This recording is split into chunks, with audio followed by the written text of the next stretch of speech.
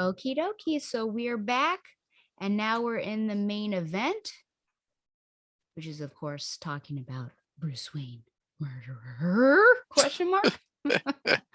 Yeah, there is. Okay. So I would love to. I do have a question, but I think we'll just go issue by issue. I've got some questions, and then if there are any points you want to break up and or talk about Yeah. and things like that.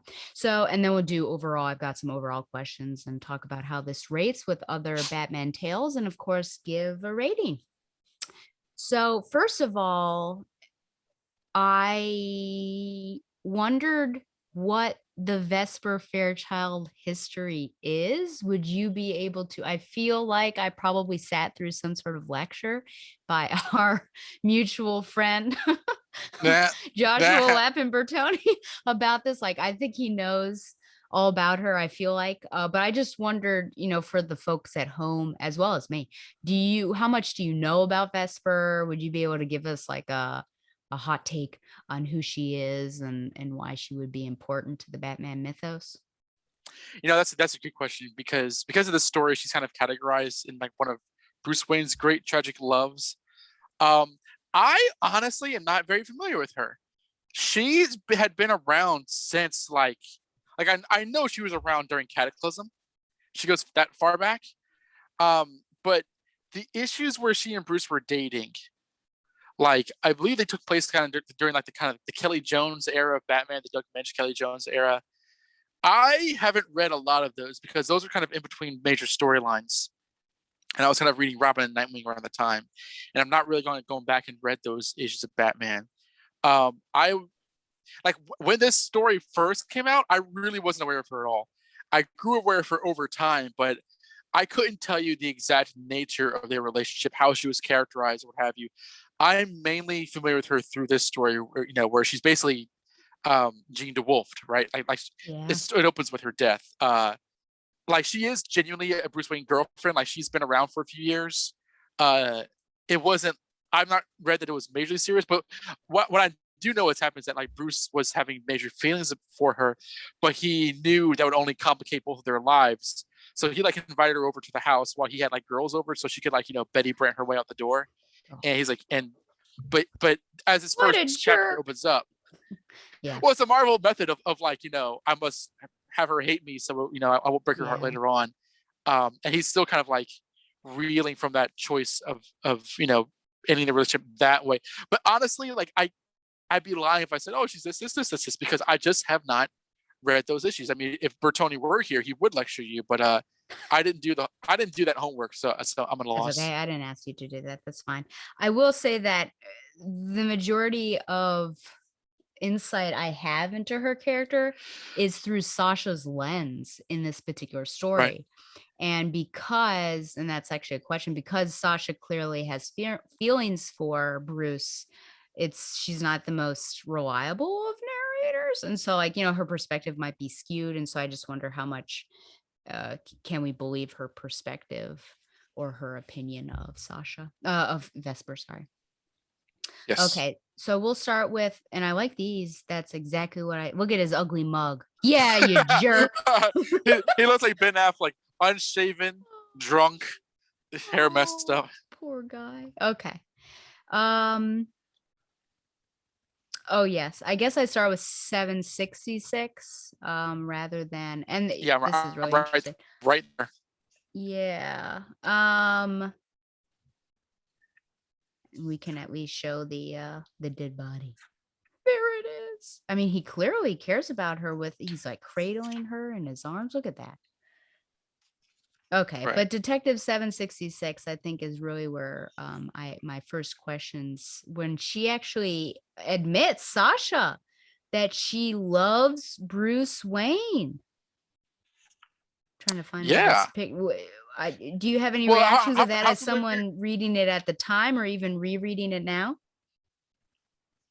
Well, first, can I before I answer that, can I ask you how familiar are you with Sasha Bordeaux? I am unfamiliar with her only in my coverage. I think I just encountered her, if not the last episode, the episode before, when I've been doing quickies, and that she has popped up. And so I saw, oh, this bodyguard. and then it connected to an in a random, which I'll bring up again, a Birds of Prey issue that Professor Cheapskate made me read with him on his Quarter Bin podcast.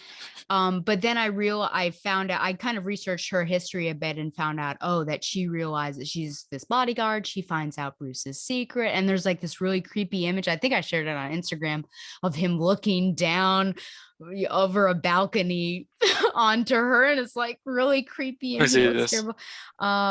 But yeah, so that's basically just that she was a bodyguard for Bruce Wayne and she's not an idiot. So she realized that Bruce Wayne and Batman are one and the same. But Yes. Yeah. you want to add to that? Again, well, I mean, when I was reading this at the time, when I was a kid, that was very, very modern. That like, oh, he has this bodyguard. She learns who he was. He's like, okay, well, if you're going to stick with me, you need to train because I'm Batman. She was never given a code name, but it felt very new. Like, it's kind of like, who is she? And, what's her MO? And when I remember when she's like, I'm in love with him, I was like, oh, that makes sense. I mean, he's Batman. What's not to love? Yeah. There's some sort of like comic book inevitability to that, but like he does definitely make. There's a line later on in the Spotlight issue where she's in prison that makes for great drama where it's Yeah. like yes no. Absolutely. Yeah, I was shocked, I guess. Just like, oh wow, she really did. She fell for it. It's like Whitney Houston and She fell for it. yeah, I can't remember his Kevin Costner in The Bodyguard. It was just inevitable. So it happened. Yes. But just the way she said, I wish I could find the page. I put page numbers for everything else. I thought it was before this. What are you Oh, looking I for? think it is here, isn't? Because she has like a da, da, da, da, da. Oh, maybe not. I thought it was because she was having Montoya a yells at her. conversation and I thought it was, but she was having a conversation and like she would have silent answers to herself in between the other answers. And she's like, I'm in love with him. And I thought, oh, wow, that's shocking. Okay. That's Is it a later one? Detective Comics, I think. Okay. Yeah, it's in the middle of the story. Well, I'll move on then. Just to say that, wow, that's I found like, oh wow, that's shocking. And then as we continue on with her story in particular, and yeah, that prison scene or prison issue really, I think that speaks. It increases the drama certainly of everything. Like he wasn't looking at her, he wasn't talking to her until it really counted. So one question I had here is Crispus Allen. He quickly condemns Wayne. I think he killed her, and I think maybe the bodyguard was in on it with him. Why do you think he is so quick to basically, yeah, Wayne did it, of course. Like he doesn't even think about it. Do you think this is just part of his character? Is there history there that I'm kind of not as aware of, maybe between him and Bruce, that he would think that? I think it's just honest, from his perspective. And I mean, this is met out far past like got the central that like he has no clue that he's Batman. Yeah. But he's like seeing it's like Bruce Wayne, influential billionaire socialite. Like, he has power, he has women. There's the potential for jealous lovers and such. He doesn't see that as all that unlikely that there would be quick animosity between partners or what have you. And I think that like I think I don't think he's jumping at straws exactly. I mean, he's wrong, but it's not if I heard that if I was in the same car, if I didn't know that Bruce was Batman, I'd be like, it could be. I think it's just, it's an honest presumption after 20 minutes of being called on the case, right? Like he has an opinion some way. That's true, and I feel like that perhaps one of the themes of this whole story is about, did he do it? Did he not do it? And then with everyone surrounding him, all of the characters, the people that are close to him or perhaps on the periphery, what do they think about him? And so I think we're just starting off with, yeah, we've got this cop here that doesn't have as much of a close relationship to him, would be aware of Bruce Wayne just because of his public identity, of course. And he's just made this snap judgment that, oh yeah, he totally did it. And then I think we go from there because that's Renee, right? Renee certainly. Yes, yeah. She's not sure. I think she needs more evidence on that, certainly. But she thinks it Mhm. out. She does, a thought experiment with him and considers that. But I just thought it was really interesting. Like, man, the first person who's asked that question is basically like, yeah, he did it. Um, and then my final question, then, if you have anything on this one, well, it's more of a point, but this was a huge moment for me. Sorry, I'm doing this again. I've got to be better about it. But it's Alfred. It's basically the end of this issue. Alfred returning. He's putting on his jacket, and he's been with Tim at Brentwood for, I'd say, a significant amount of time. I don't know how much time. Since Officer Down. Okay, yeah. So, I mean, I would say that's a lot, that he walked out, he had enough of Bruce's childishness, but now he realizes that Bruce really, really needs him. Do you feel like this is, I don't know, a comic booky way to, like, the plot demanded it, which I know you don't like those sorts of things. Does the plot demand that he return to him? Or do you think that this particular situation really warrants him returning to Bruce? I mean, the crux of this story is Batman's character and his identity, or really his character. And you know, it gets hotter and hotter as the story goes on, but you don't do this story without everybody that's close to him. And this is one of those things where, like, Alfred and Dick particularly, you really see the heart of who those characters are. And it's like an idiot would think not to bring Alfred in this, no matter Mhm. where he was. And because he left Nightfall, then he kind of came back in a Nightwing parter or whatever. I think this is much more meaningful because he left because of Bruce's behavior, and he's coming back because that behavior, which he despised, got him in real trouble one way or another. And Mhm. because it's not like he's like questioned for murder. He's past tense arrested. Yeah. So he's like, okay, whatever's going on, if Batman had that happen to him, he needs me, and that's awesome. Yeah. And we'll talk about this scene again because it pops up in Robin, so we get a different perspective on that. But yeah, I Yes. thought, like, wow, I feel like just in this page you really get a sense of, oh boy, this is pretty big right here. I think he leaves a note. Yeah, at the bottom left it says, Tim, he needs me, Alfred. So just, Oh yeah, it is retcon and Dixon uh, issue. there What is, did you yeah. what did you think of the initial interrogation scene between Sasha and Renee? Oh, let me, oh golly, this Yeah, one right that here. one. Yeah, that's pretty, and I think it's interesting because oof, I'm surprised that she gets so emotional, just because, given what I've seen of her, I don't think that she would break down. I mean, that's gotta be really intense. Oh, Uh, Sasha?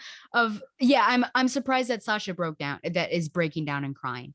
And so I guess that Renee is just that intense, and also she's listening to this tape, but Yeah. I think it's the prison issue again, that she Mhm. actually talks about this particular scene, like, because she compares it to, or connects it to, the fact that, she has these opinions about Vesper and they're all negative, and then she heard that tape. So I think it is this tape is really hard to listen to. And I would like to note that Bruce's name is never mentioned in this tape. So I feel like this is almost circumstantial, but they're in the everything. But no, she really takes it. I just feel, I don't know. Part of me is like, I totally get it. She's listening to that tape. Renee's in her face and yelling like, this is total, tactics. Of course she would cry. But another part of me, just for my limited experience of Sasha, thinks that I feel like maybe she'd be stronger and be able to almost like compartmentalize and be, I don't know, stone face. What do you think about this scene? I think just the circumstances of it, because it's she's listening to somebody die, which we don't have any information whether that she's gone through that before, Yeah. and it's the stress of, I know Bruce was set up, and I can't, it's a quite a pickle. Like, he's Batman, I can't betray him that way, and I love him. But it's also like, like this horrible murder in his own home. It's just Yeah. the whole world's crashing down on her. I don't think I think it's perfectly human that I mean, she's not like bawling, but just string like Yeah. tears stream down her face like before she even knows it. Mhm. I think that to me feels like fiercely human. Absolutely. Yeah, I agree with there. And that's a huge line at the end with, Renee saying, "You protect people, you're a damn bodyguard. Good thing Vesper didn't need any protection, huh?" Yeah. So yeah, I mean, and yeah, it is really hard knowing that you're the alibi, and then it gets a bit more complicated later on, but we'll get to that. So you're the alibi, and you can't say anything, which I think speaks to her strength of character, certainly. And then in the next page, like there's a brief moment where Bruce is like almost whatever he's going to say is going to be honest, Yeah, and then he snaps like, "I want my lawyer." yeah. Hmm. I know, isn't it ah, crazy? this story is so good. Okay, so then we get to your girl here. Yes. Okay. I do like this scene. She's like, "This is foolishness. We need to put a stop to this," which you and I have spoken of. Anyways, and it's funny because you think, I mean, I didn't think she was at all talking to Batman, but I love that she's like psyching herself up to talk to Batman. And then the Nice. face at the bottom is dubious about it. Yeah, so this is, I felt like this is great. I think that it totally makes sense that Oracle would have heard the 911 call, but then it begs the Mhm. question, wouldn't Batman have also heard that call Right, right. somehow? Yeah, yeah. She like say Batman, Batman, Batman, and she's like, okay, Nightwing, my canary. Well, that's gonna blow his identity. I always remember the part where she like laments, "I'm sending a 15-year-old and tries to get Robin." Then it takes a while for her to remember Cassandra, which she was just thinking about her. Which Yeah. whatever. I'm You're offended, I can tell. Yes. Not really. I'm just like that's interesting. Yeah. I did already mention that Bruce is never named in the call. So here's a big question, and it comes back around. So we can talk about it again once it's revealed. But why doesn't Batgirl know that Bruce and Batman are the same? Yeah. And are is it surprising that Oracle hasn't told her, or Batman himself? So any thoughts, insight on this? Yeah, that's interesting. Because I don't remember any story where they're like, "Well, she can't know who I am," because I mean, it's possible that because she's been shown to be so frivolous with her own identity, she might not fully understand the need for him, Mhm. especially because like again, her perception of like this whole crime fighting thing is different. So it just seems like it was revealed through this story that like it was not even like an accident. It was like somewhat of an intention that for the time being she doesn't know who Batman is, because I love the last 2 pages. I mean, I think that's one of those things. So it wasn't a concern for the story immediately, but as a byproduct of this whole thing. In the meantime, Cassandra Cain figures out. It's not that she's told. She figures out that Mhm. Bruce is Batman in a way which I think is very cool. Like she, looks into his soul and all that kind of stuff. Yeah. Um, Do you think she good would stuff. have realized it had she seen maybe any news pieces on Bruce and connected, like, with especially at the time that she had heightened body language reading?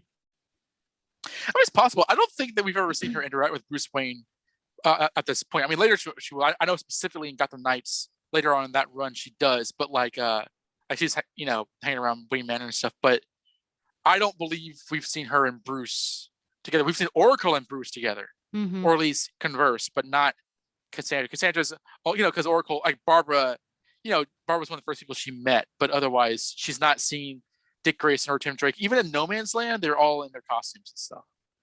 Yeah. So And I think we'll get to Dinah as well. That, I mean, it does beg the question. I mean, there's sort of common sense that should come into play a lot. Like why is Oracle so concerned about Bruce Wayne's, murder rap here?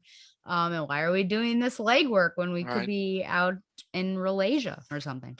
But yeah, no, it was just that's a interesting. retcon because I know for a fact that Black Canary used to know who Batman was. Okay.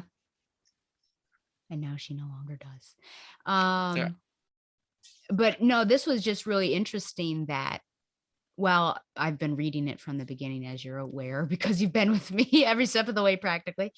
But I just feel like of all the people she should know, like she would be allowed to know. And you do mention the fact that she is a bit carefree with her own identity, though he had a talking to her about that and they had to Mhm. mop up that mess. But it's not like she would be free and going around willy-nilly telling other people his identity because of how much, she respects, admires, and loves him. So I'm just surprised that did not happen. Or Oracle Yeah, on the me too. down low say, "Hey, Cass, just so as you know," because Cass knows Tim. No, that's a bit In No Man's sketchy. Land, Yeah. I know she escorted him across the lines. Was he Robin or because Dixon wrote Mm, that issue? I know he doesn't yeah, care. and they've only interacted. I mean, the last time that they had their little team up, it was just as Robin. So maybe that's sketchy. I mean, she should know Spoiler and Steph are the same. She knows that Barbara was Batgirl. Dinah, that's pretty easy. Dick? What do you think? Dick and Nightwing, does she know? Uh, I mean, she will know obviously, but like, I Yeah. don't think she's interacted with him solo. Yeah, honestly, like, I understand there is a logic to why she would know his identity, but like, I would have liked to know because again, we don't see this on panel. What was the trajectory for her bringing her into their identity? Because Yeah. Batman and Oracle are really investing in her. It makes no sense for them to be so heavy a part of their lives, but you can't know who Batman is. I mean, I can't see Batman that lasting too long Yeah. with this whole father daughter thing going on. But like, Mhm. he clearly didn't think that she was ready at the time. Yeah. It's interesting. And I guess it might go to his whole persona. Like he wants to teach her as Batman, not as Bruce Wayne. So his other identity Yeah, doesn't really matter. yeah. So okay, well, just my question. Do you have any questions or thoughts on 24? Oh, sorry, I Batgirl liked 24. I liked how she was utilizing this Mhm. because this is a Batman crossover story, and I liked, there's all these characters have their different specialties, but Cassandra, she can't sneak around without people finding her, especially in a crowded room. Yeah. I thought it was clever. I thought the reasoning was clever. I liked how Oracle said, listen, the house has an EM field blocking everything except for the police band. The owner is sneaky. Like she's keeping Bruce's identity, but like the Yeah. Wayne Manor's own defense setup makes it hard for them to help with the investigation. Mhm. And you know, Cassandra's hanging around there, she's hiding. And then just as a byproduct of her doing work for Oracle, you see how distressed Oracle is, but Cassandra's like, all right, you just told me I'm just doing this chore, this errand. Mhm. And on her own, she's like, oh wait, this is Batman. That's just cool. Thing. Yeah. She figures out. Yeah, it's a long story. The owner's sneaky. That was pretty fun. Yeah, there was one moment where she's like in the thick of the investigation, like pick something up that someone was it earlier? I thought it was in She has here. like a she has like a camera and like flashes Yeah, somebody's she like is face. able it was crazy. I had to look at that a couple times. It kind of reminds me of Teenage Mutant Ninja Turtles with the smoke test. And there it is. And the bells, Yeah. and you have to collect all the bells without them ringing. And of course Raphael can do it. But yeah, it just kind of reminds me. Look at that. She's just able to grab it and push the button and there you go. The Flash, I don't know what Awesome. happened. Yeah, very cool. Okay, well then we'll move on to 65. Here's a pretty cool cover. No butt shots, but Yeah. still an attractive man. Okay. So we are oh yeah, I had an issue with so here's some of this side stuff that doesn't necessarily match up Yeah, that's not or in mine. is But that relevant, yeah. is.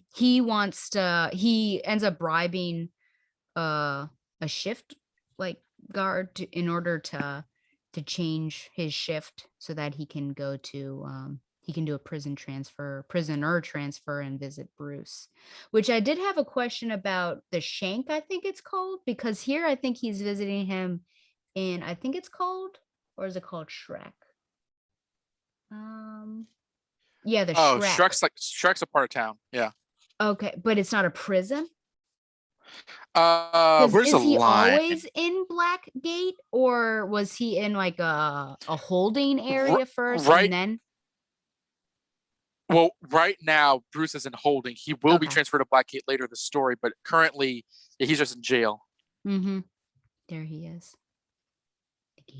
I have to work. Oh, here it is. I mean, we should just every time Batman's Here or we go. Bruce Wayne is a jerk, we should take a drink. But seriously, there's nothing you can do after work is out of my own. Oh my gosh, I know we're trying to help you. Please. Oh, man alive. But what? Well, I mean, do you want to say anything about this? Do you want to defend him? No, I mean, I read this again when I was a kid, and it was in like, he. I do remember this. His behavior was getting really, really cold for a while. Just like whenever he appeared, he'd just be like really standoffish in a way which I wasn't used to. Mm, I think people in letters page that kind of comments like, why is he? I mean, I understand he went through a lot, in terms of like the earthquake and before that the clench, before that Bane. But this seemed to be a pretty constant. This seemed like a very consistent. Like Batman's just like this all the time. mm. But as we see, it's kind of been building, especially in the last few stories in terms of like what he did to Tim, and What a betrayal. Gordon getting shot. So like every time we see Bruce, except for like the initial story with Sasha, I think he feels like Batman in that. Like Yeah. he's just kind of like saying, "Oh, we're going on patrol, standard patrol." He's mournful when he's unable to save that one person. Like he's kind of like silent, but he's not unreasonable. But here, this is the first time somebody's interacting with him, and he just completely shuts down. And of course, this is Chuck Dixon. Uh, I love how Dick interacts between the police and Bruce and himself, because he puts on this almost like Dick Grayson like cheery persona. Mm-hmm. Like he's talking to the other cop. I love when the cop is like, how do you know a billionaire? And he's like, we used to hang together. He doesn't even get into it. I just think that's kind of cool. He's like, I bet you had some crazy stories. You wouldn't believe half of them. I like the really casual nature of that. But when Dick is on his own, he almost breaks his hand punching the car because he's that frustrated with Bruce. And he's like, Mm-hmm. why is it always like this?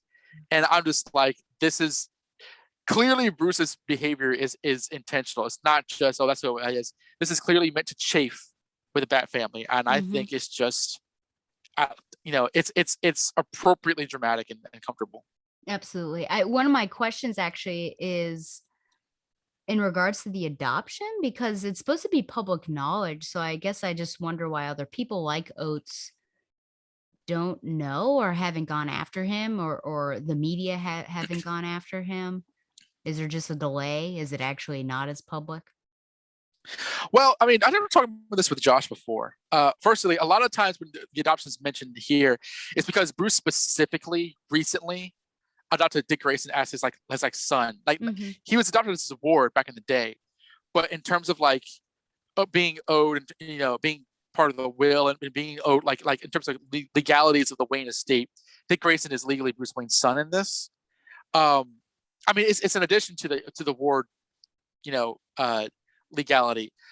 But oh gosh, what was the question? What was the original question? Oh, I guess why it should be public knowledge. I think even Dick says it's Yeah, public knowledge. So why does Oates not know? Because he says, "Oh, how do you know, Bruce?" And then the media is not going after him. Later on, they'll go after Alfred. yeah.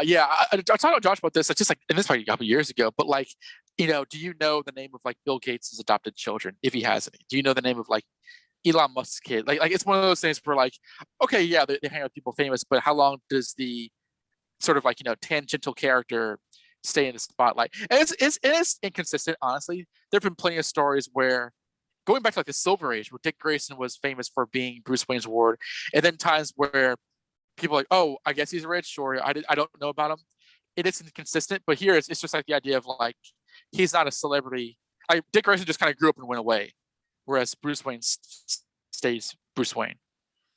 I do know the name of Elon Musk's sister.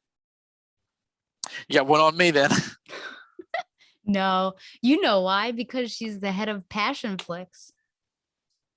Oh God, I forgot about that. Tosca Musk. Yeah, that's the only reason why. This scene I wanted to pull up, of course, because Barbara's in there. And by the way, my chief hairstyle and correspondent, Alan, her hair is all over the place and all of these issues. This is probably one I like the most. There's like a mullet and a couple of them. But anyways, it's really interesting just how informal he's speaking and like nothing has changed. And actually, previous in recent memory, they basically were on a break almost because he didn't want to deal with anyone because he killed the Joker and she was Oh yeah. trying and he was just ignoring her. So I suppose I can maybe explain it away with like we're in dire circumstances that's I'm not even going to be thinking about these personal issues, but it's just like it's ridiculous bad. I mean, there's no segue. He just goes on in and they communicate well and there's no issues. So I almost wanted there to be a moment. It didn't need to be super distracting, but just a moment to address that, hey, I've been having a tough time. Thank you for trying to be there, but there's not that. Sadly. I don't know if you have any comments on that. That's a very good point. I wasn't aware of that. Well, I mean, it's been a while since I thought about that. That's a good observation. And it's only because I've, done Joker Last Laugh and I've been doing all the Nightwing stuff. So it's been rough. He hit rock bottom, but now he is. Any other thoughts or questions or topics you want to discuss on Nightwing? I mean, I don't love Trevor McCarthy's artwork, and he comes back. He actually did a lot of that Raya stuff in New 52. Um, Oh, uh, but like in here, Dick looks like Aladdin. uh, yeah. in a way I mean I like Aladdin, but like in a way which I don't think looks good in his Sure. style. There it is. Otherwise, His Agrabah's on fire. Arabian Nights.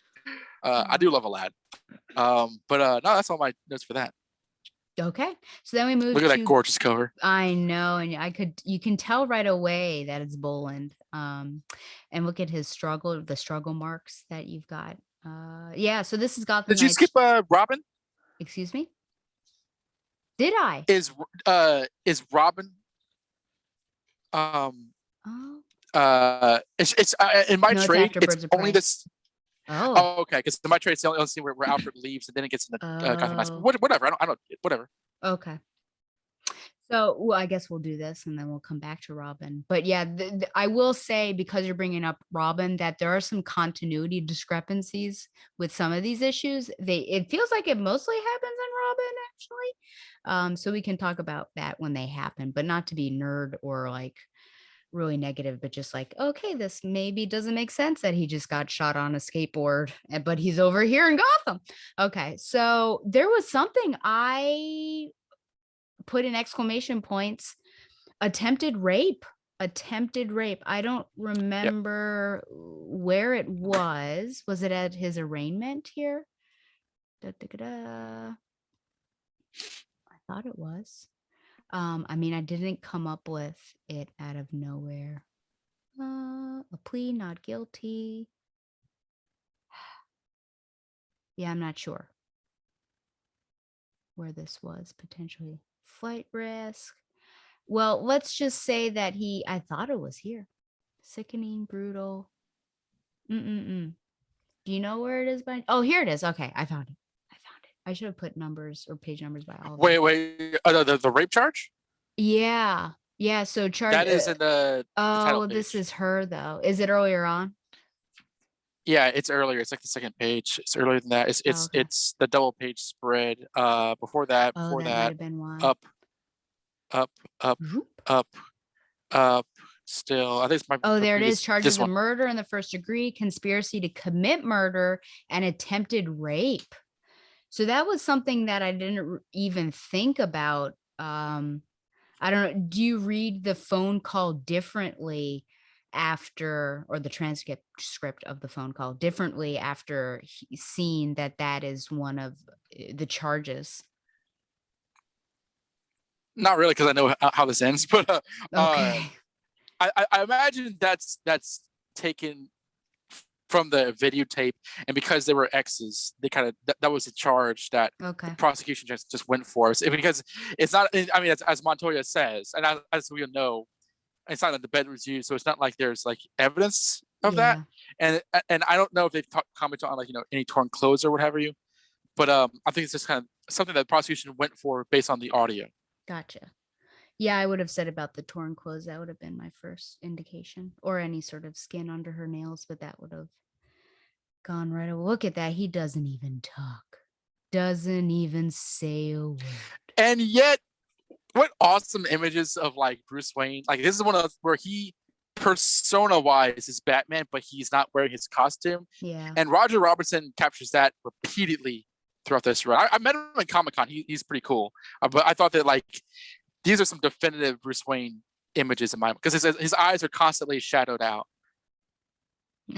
Yeah. Yeah. Here Yeah. we go. Yeah, so let's talk about this. First of all, you don't need to call him sir, ma'am. I knew you were gonna do that. Of course, I hate when she calls him boss. Is this Devin That's in the next Grayson? page. It's totally Devin Grayson, Yes, it isn't it? is. Yeah, and Yep. I don't know why she does that. I totally disagree with every time that it happens.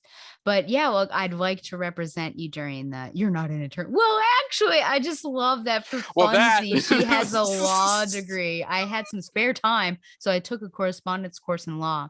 Turned out I knew most of it already, so I took the bar for the hell of it, got my JD and everything. This is a master of laws from Harvard. Yeah, I took an extension. I mean, of course you did, Barbara. And I love her facial expression on the bottom of that.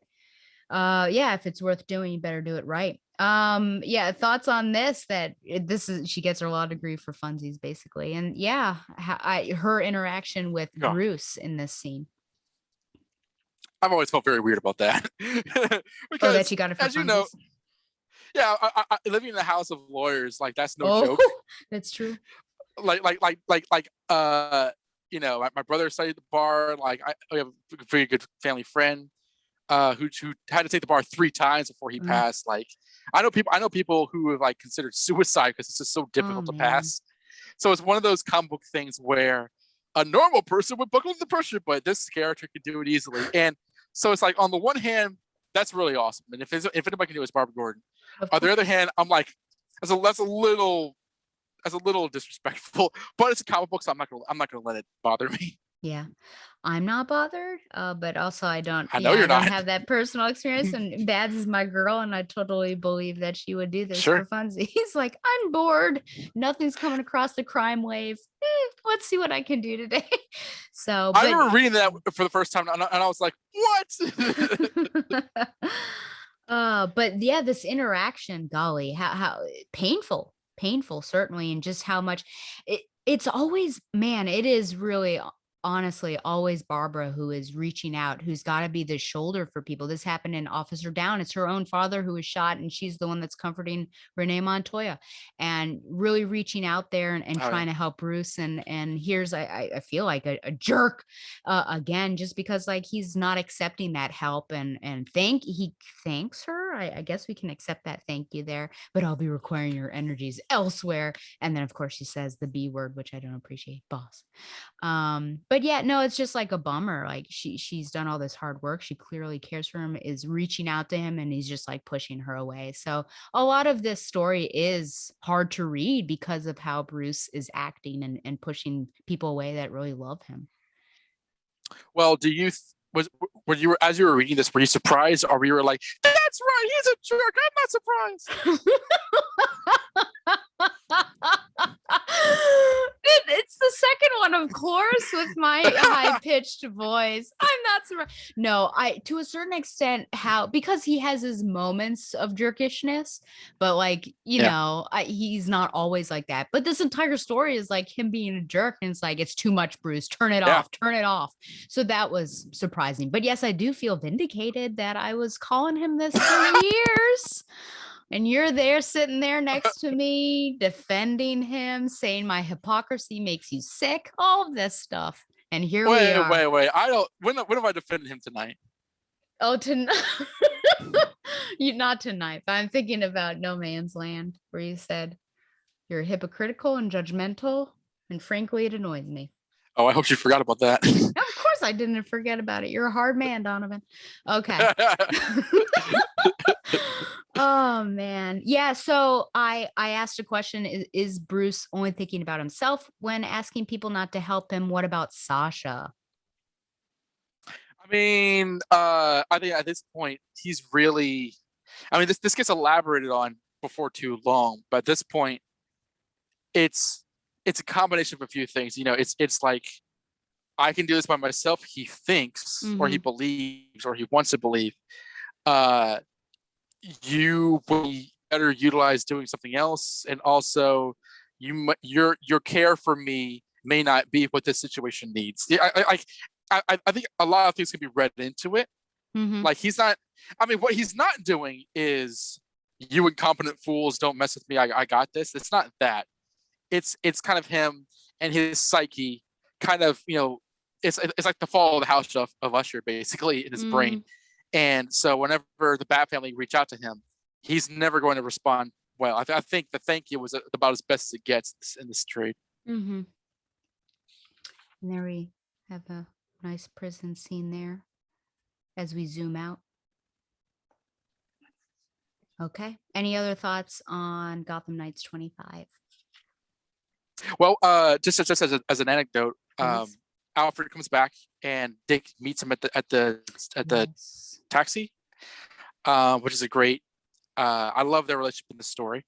I like the scene that Devin Grayson puts in here. The people on the Gotham Street reacting to the murder charge. Like some people say, that makes sense. And then people are like, no, wait, man, Bruce Wayne's actually kind of cool. I think that's cool. They kind of go RoboCop that way. And isn't that the Um, Rat King? I think there's just normal people. Well, that one guy looks like that. I don't know. The woman, Is that a woman? yeah, she's an older woman. Now you listen here. The Wayne family has been in Gotham longer than your news Okay. show. Well, it looks like could be the Rat King. I don't know if the Rat King is only Teenage Mutant Ninja Turtle continuity. But it Yeah, looks like and she's Daredevil. got some sort of rodent in her hands. Oh, sure. Yeah. Sorry No, to but interrupt. Yeah. no. It's just they point, the defense tries for it. The judge is like no bail, and Bruce and Sasha's cases are kind of like she has a separate defense. Mm-hmm. And also Alfred and Dick realize that neither of them know what happened. Alfred's like, so what happened? And Dick's like, I have no idea. And it's like, all right, stubborn. All right, we'll do this on Yeah. ourselves. Here we are once again. It's like, it's happening again. Okay, so now we're moving on to Birds of Prey 39. So I will be talking a bit about some of the outside stuff just because it's a Birds of Prey tale. But Phil Noto is amazing. I love his covers. This I think is gorgeous.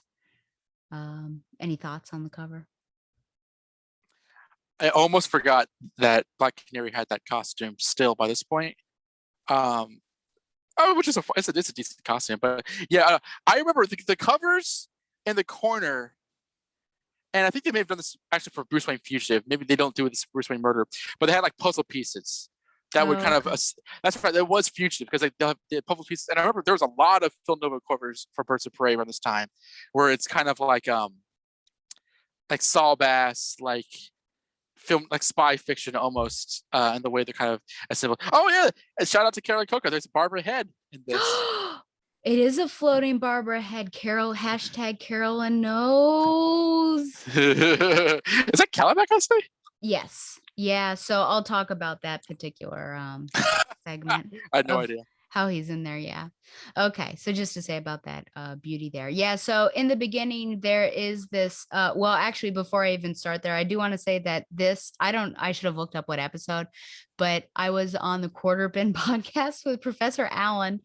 And if you are unaware of what that is, basically he goes into the Quarter Bin and picks out issues, and then I think he probably always has guests. I was a guest for this. I was also on for other things. I remember being on for like a Cloak and Dagger, and I can't remember another one. But they're totally out of context, and then at the end you have to say whether it's worth a quarter or not, what you paid for. And I had been reading Birds of Prey. I feel like I got up to this point, but I had not yet gotten there in my reread. And so this was just like, I have, this is weird context. I remember Sasha popping up. And so when I was reading her in real time recently, I thought, oh my gosh, it's that woman that was in that Birds of Prey. So anyways, I've got history of this because of my chief hairstyle correspondent. So yeah, in the beginning, we've got Blue Beetle who's been hanging around a lot. Oh, it's a butt. He is fighting Calabac here, but you find out that it's actually a training program. And then this actually leads to, because he's having some troubles there, can't get his breath. Oh, and by the way, look at her hair. It's not very attractive here. I don't know what's happening. But we actually find out that he has a heart issue, which I feel a bit suspicious about, that they're saying that it's a heart issue, but it's not, and there's another manner. But anyways, just know that Blue Beetle is Listen still to her. around. Why are men so damn stupid? You need a brain check, lame brain, or check up lame brain. Oh, okay. So he leaves, she shoves him out of the door. Oh, I forgot that there's something there. Okay, so here's Dinah, and she needs Dinah to go off and basically do some research. But it's interesting because Dinah says, "But what's Bruce Wayne to you? You don't seem like his type," which blah. And then Bev says, "It's not like that, Dinah." And then she says, "I meant you're too brainy for a guy like Wayne. Thanks for so much." But we get to the point where, maybe not so much this one, but later on when Dinah is appearing, that I feel like, shouldn't Dinah put two and two together, that there's a reason you're researching Bruce Wayne, and it might be because he's a more important person in the group proper? Or do you think it makes sense that she's unaware and she's just going along with it?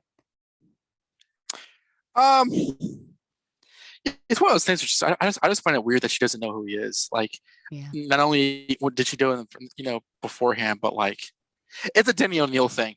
He's not around anymore, but it's a vestige of the Denny O'Neil era that like the Bat family had to be so closed off.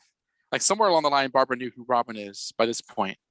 I don't remember how that happened, but like, I mean, at least Barbara is like, I mean, why would Barbara just tell people who Bruce Wayne is? I mean, I don't think Barbara would ever do that.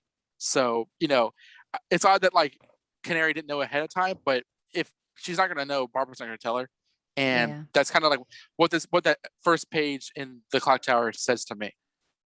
Yeah, and I will say that she just drops Barbara just drops it nonchalantly, Tim, when she's talking to Robin, and Robin is all taken aback, and he's with Alfred at the time, and he's like, "How long did she know?" And Alfred said, "Knowing Barbara for a long time." So it was just like it wasn't really much of a aha moment. It was just like, "Oh yeah, I've known for a while, and here's a little drop," kind of like a Jim and Babs in Joker #3. I love this scene. So I was reading it out of context the first time, but now that we have this, just these two going against each other, and they're both on the same side. One of them knows everything about Bruce and was there with Bruce, so is the alibi, but doesn't know that Barbara knows, so she's being tight-lipped, and Barbara knows everything about Bruce, was trying to figure out more, and so really needs Sasha's help, and it's just not going over well. I mean, I wish they would have had icicle bubbles. I think that's look, Yeah. I mean, look at this. If there's something between, it's not like that. Then what is it like? There's nothing. Then that's all. And then when they leave, that's when she rolls out, and Barbara calls her an idiot. And then Sasha says, "Which?" And so I just think, if these two women could be on each other's side, it'd be great. But it's just like they both know the same secret, but can't share. So I like that scene. So I would like you to comment on the scene. And then my question actually is, why wouldn't Bruce alert the team that Sasha has actually figured out his secret? Or how did, the others not figure out that Sasha knew the secret? If I would think that they would have been spotted together on patrol. Bruce has been acting weird, and this not been going on forever. This has been on like very recently. I bet she's only been trained. She's only been around for like a month or two. And Barbara has her birds of prey thing. Dick is in Bloodhaven. Tim is all the way out in Brentwood. Cassandra Cain, Cassandra Cain. He kind of deals with her with the distance that he does. So he was able to like kind of train somebody else and then not know about it because she's only been around for so long, for so little. But like they remember that time where like Barbara was like, of course I know that like Cassandra's running around in a mask, without her Batgirl costume. I know that's her obviously, but like, apparently nobody knew that there's this costume blonde woman running around with Batman. Yeah. Like in a costume not too dissimilar from Spoiler. Yeah, I know. Yeah, or Mockingbird, kind of the old school Mockingbird from Marvel. I didn't hear you if you answered just what you thought about this interaction between the two of them. I kind of forgot about it until I reread it. Then I was just like, oh yeah, that's right.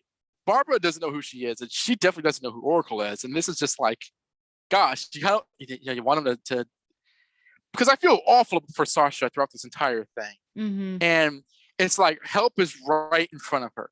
If Oracle knew Sasha's deal, she could at least help her. But you know, it's actually really, really tragic, especially what happens to Sasha later on. It's just like, darn it, you're so close and you're so far. Yeah. Okay. Let's see here. Continuing on, there's this health check again. I noticed that Barbara's wearing pearls, which always makes me nervous now when I see someone wearing pearls, given Martha. But Why? there Oh, was is it too soon? about Martha. Yeah. Maybe it always is soon. When Spoiler pops in, which interaction between Spoiler and Dinah, not only in this but later on, is pretty fun. She knows she's Stephanie, which is great. There was something. Oh yeah. On this particular page, let's see. Well, Spoiler asks, "Could I hang out with you a while?" And Dinah says, "Why not? I remember when Yeah. someone else applied for a student vigilante license. Remember Oracle?" She's like, "Yeah, I remember. Thanks." One. Yeah, absolutely. I do love that. And I love the sort of costume flair on Dinah, that it's not just her outfit, but she went from her sort of civvies and just slipped on her hero attire and then also kept part of her civvies with her. Yeah, and I guess the last thing was just putting two and two together, but I've already mentioned that a couple times.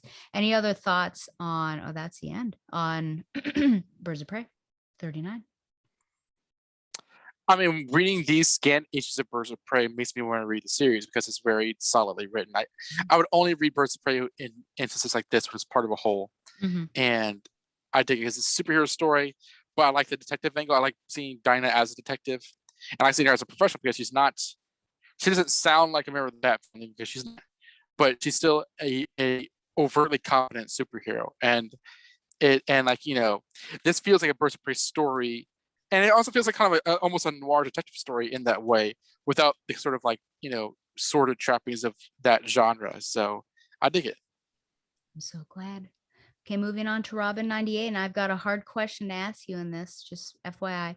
But we do have a bit of a continuity overlap, just that, oh, here we're seeing, but in your trade, you said that this popped up earlier, so I guess it works out a bit more. But in this trade, it's a bit jarring that, hey, he's already in Gotham, but yeah, Alfred's already in Gotham. And he doesn't give a crap about Tim Drake's problems. I know. Let's see here. Oh yeah, about all the different people in his life. Now there was My roommate's an something. alcoholic, and this. I missed a part where that's my problem. Oh no, that was sad. Now there was something I thought that, oh, here it is. Now this might be hard for you to hear. So on this particular page, as he's walking down, Master Bruce seldom knows what's best for him besides the manners unattended. You must decide, Master Timothy, if your sense of betrayal outweighs your feelings for Master Bruce. Master So Bruce. do you think wow, in our relationship, Donovan, do you feel like this is tough for you sometimes to decide between your sense of betrayal versus your feelings for me? Sometimes. Flipping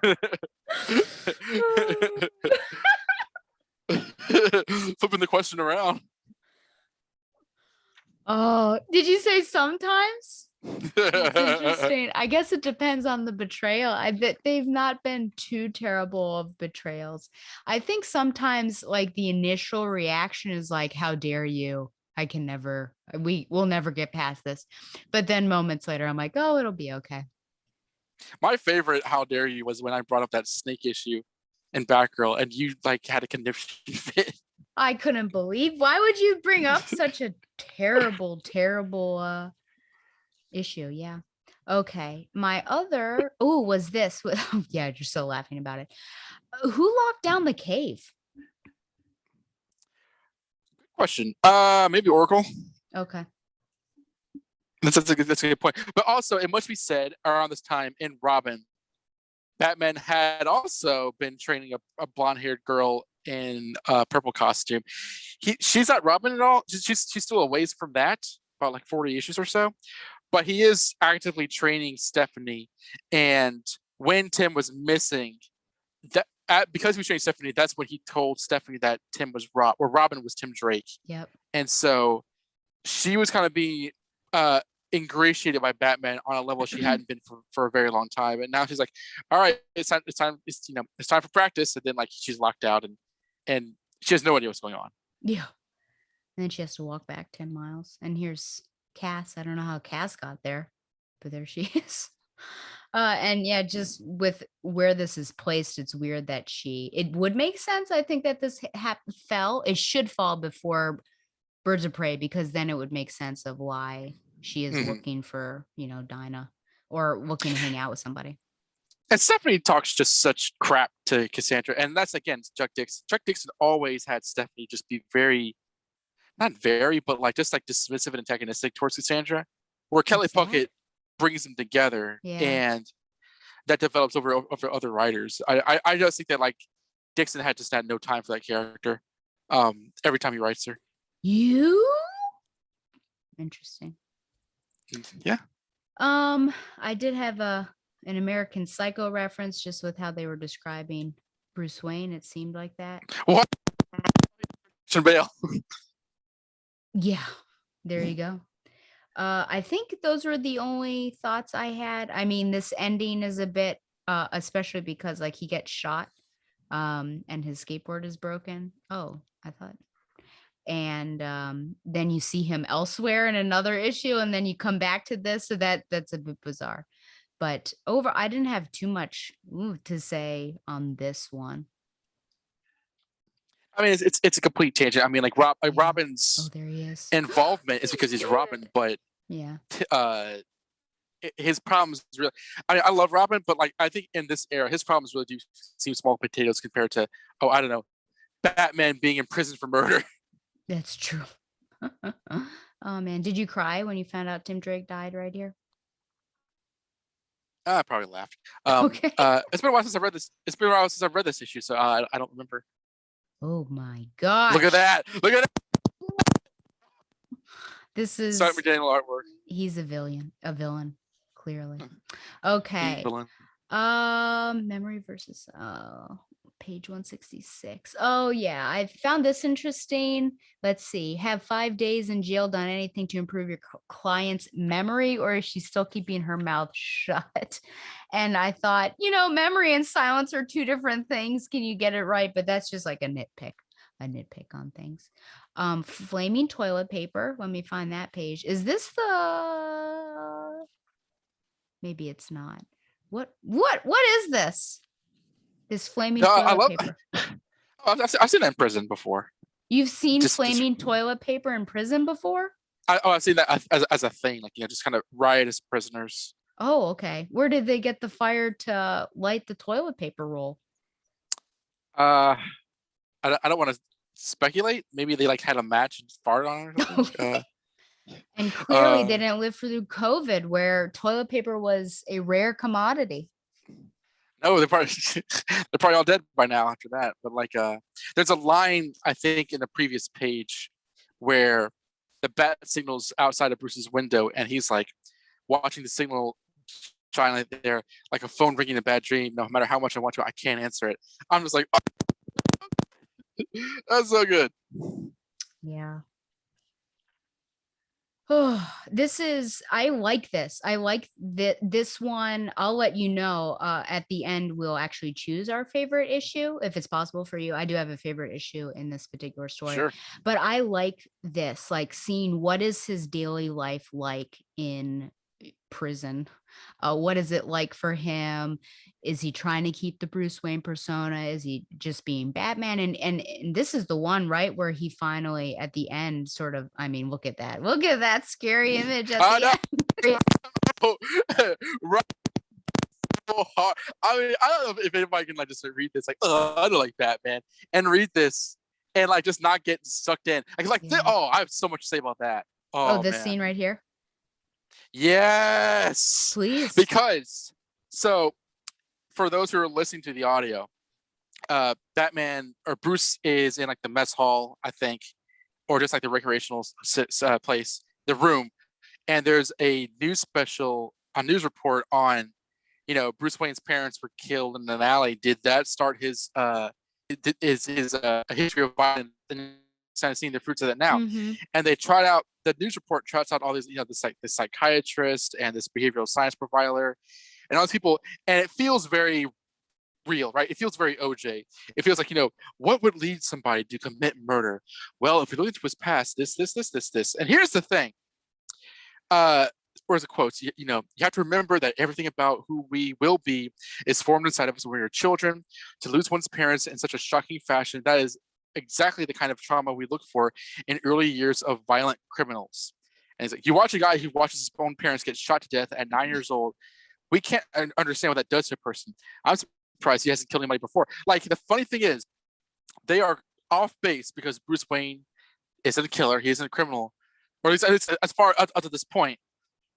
But they're perfectly describing Batman. Hit the nail on the head. They just don't know it. It's like it's like, oh yeah, his parents were killed in front of him. That would probably mess him up. Are we sure that there isn't a double life to Bruce Wayne?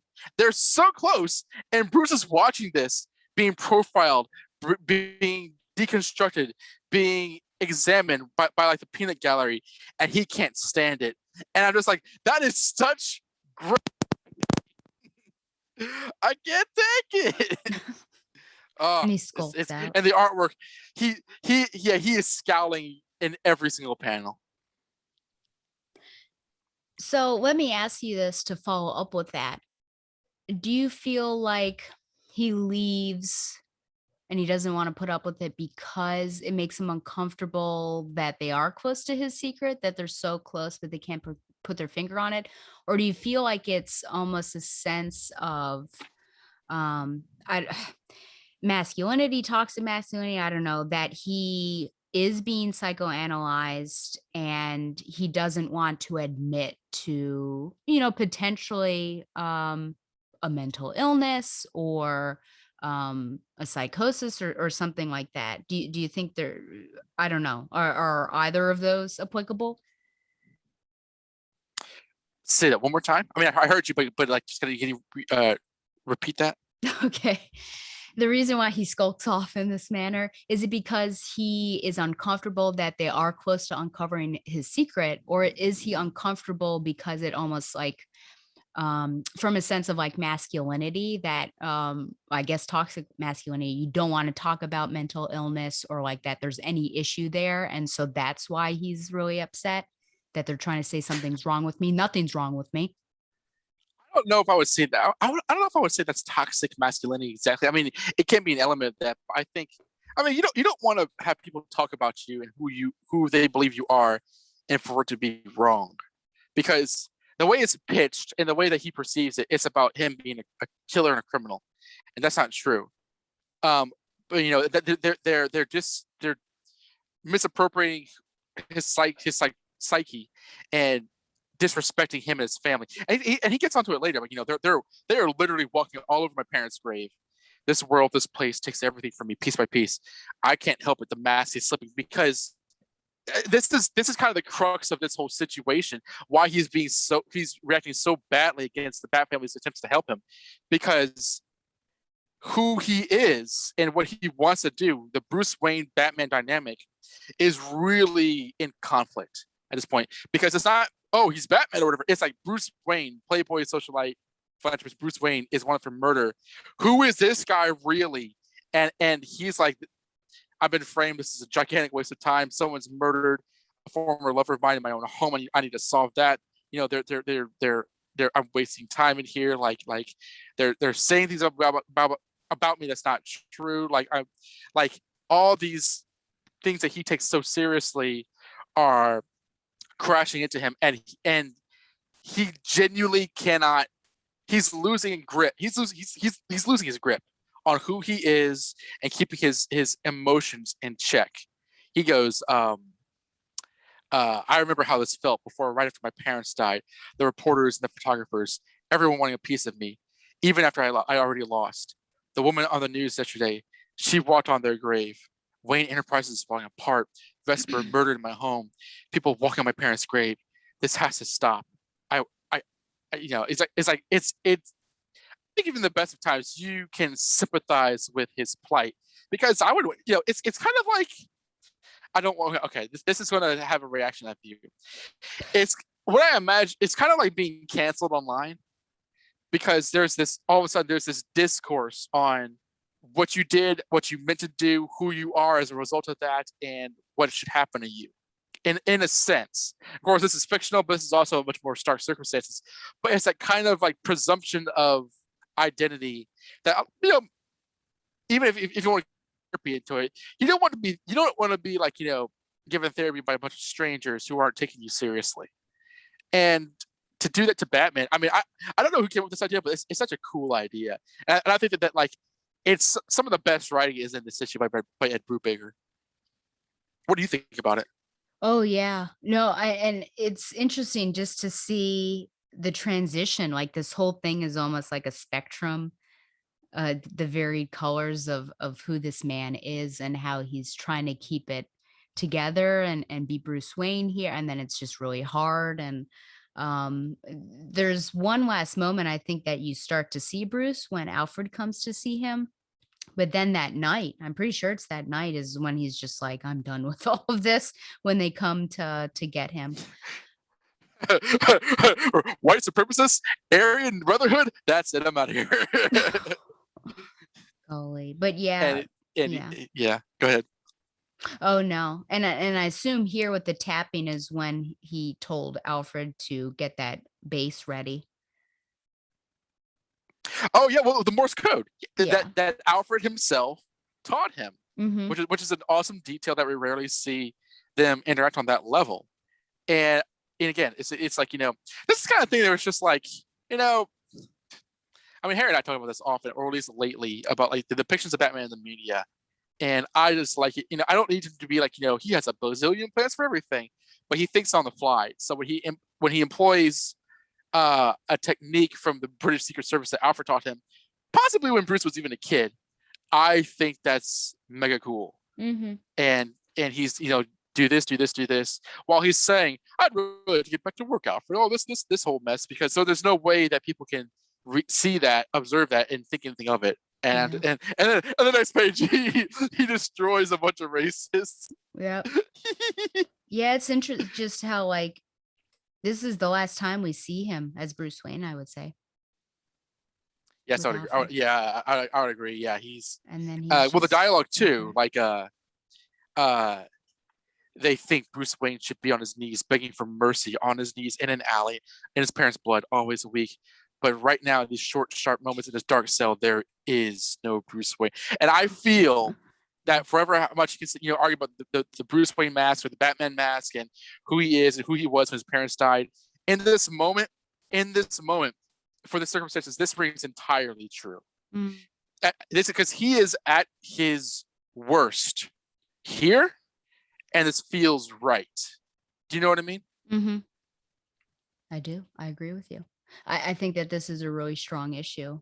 Really show well, again, I really like that they showed what his time was like in prison. And then I think because there's not much to do, I guess besides walking the yard and reading and things, he has a lot of time to contemplate and things are from the outside world coming to him still. And it I don't know if that TV program was the catalyst, but it kind of seems like it was of just like, this is it. And then when we get to this place, it's just a marvelous transition that it doesn't go from like point A to point B, but you see like point A, point one, point two, point three, until you get to B, which is great. It's a really strong issue. Yeah, no, it's just Scott McDaniel's artwork is just, and these guys are like kind of like half alive. And again, he's being taken to solitary. Like, oh my god, they're arresting him. And I love the detail of the word balloons kind of like swirling and fading in the background as he stares at the bat signal. It's like, again, his sense of identity and his reputation and his psyche is being attacked, and all he's thinking about, like everything that they're addressing isn't me, and that bat signal is me. It's just awesome.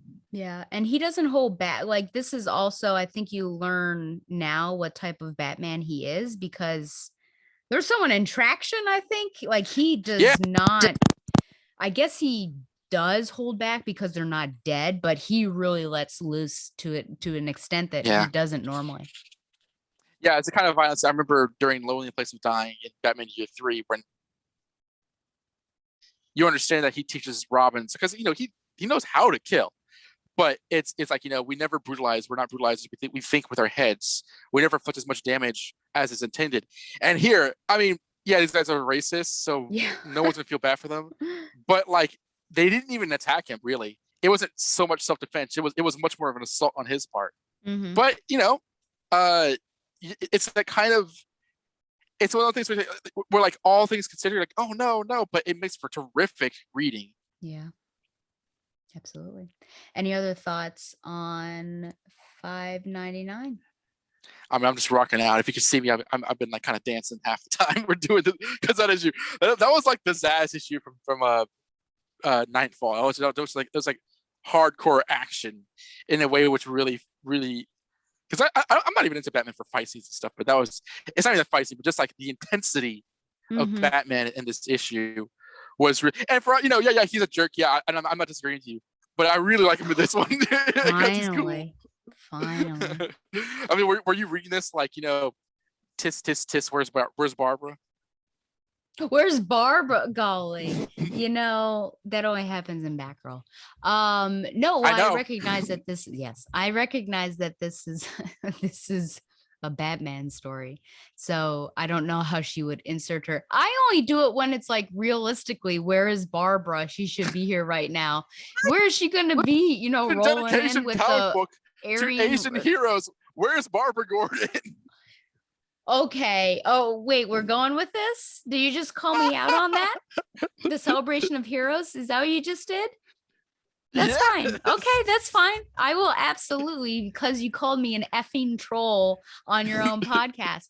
Let me just tell you that I want to defend myself because I'm sorry that the video, I'm sorry the video is not on, but because, hey, I'm so happy for you, Cassandra, that your front page, you've got the Batgirl costume.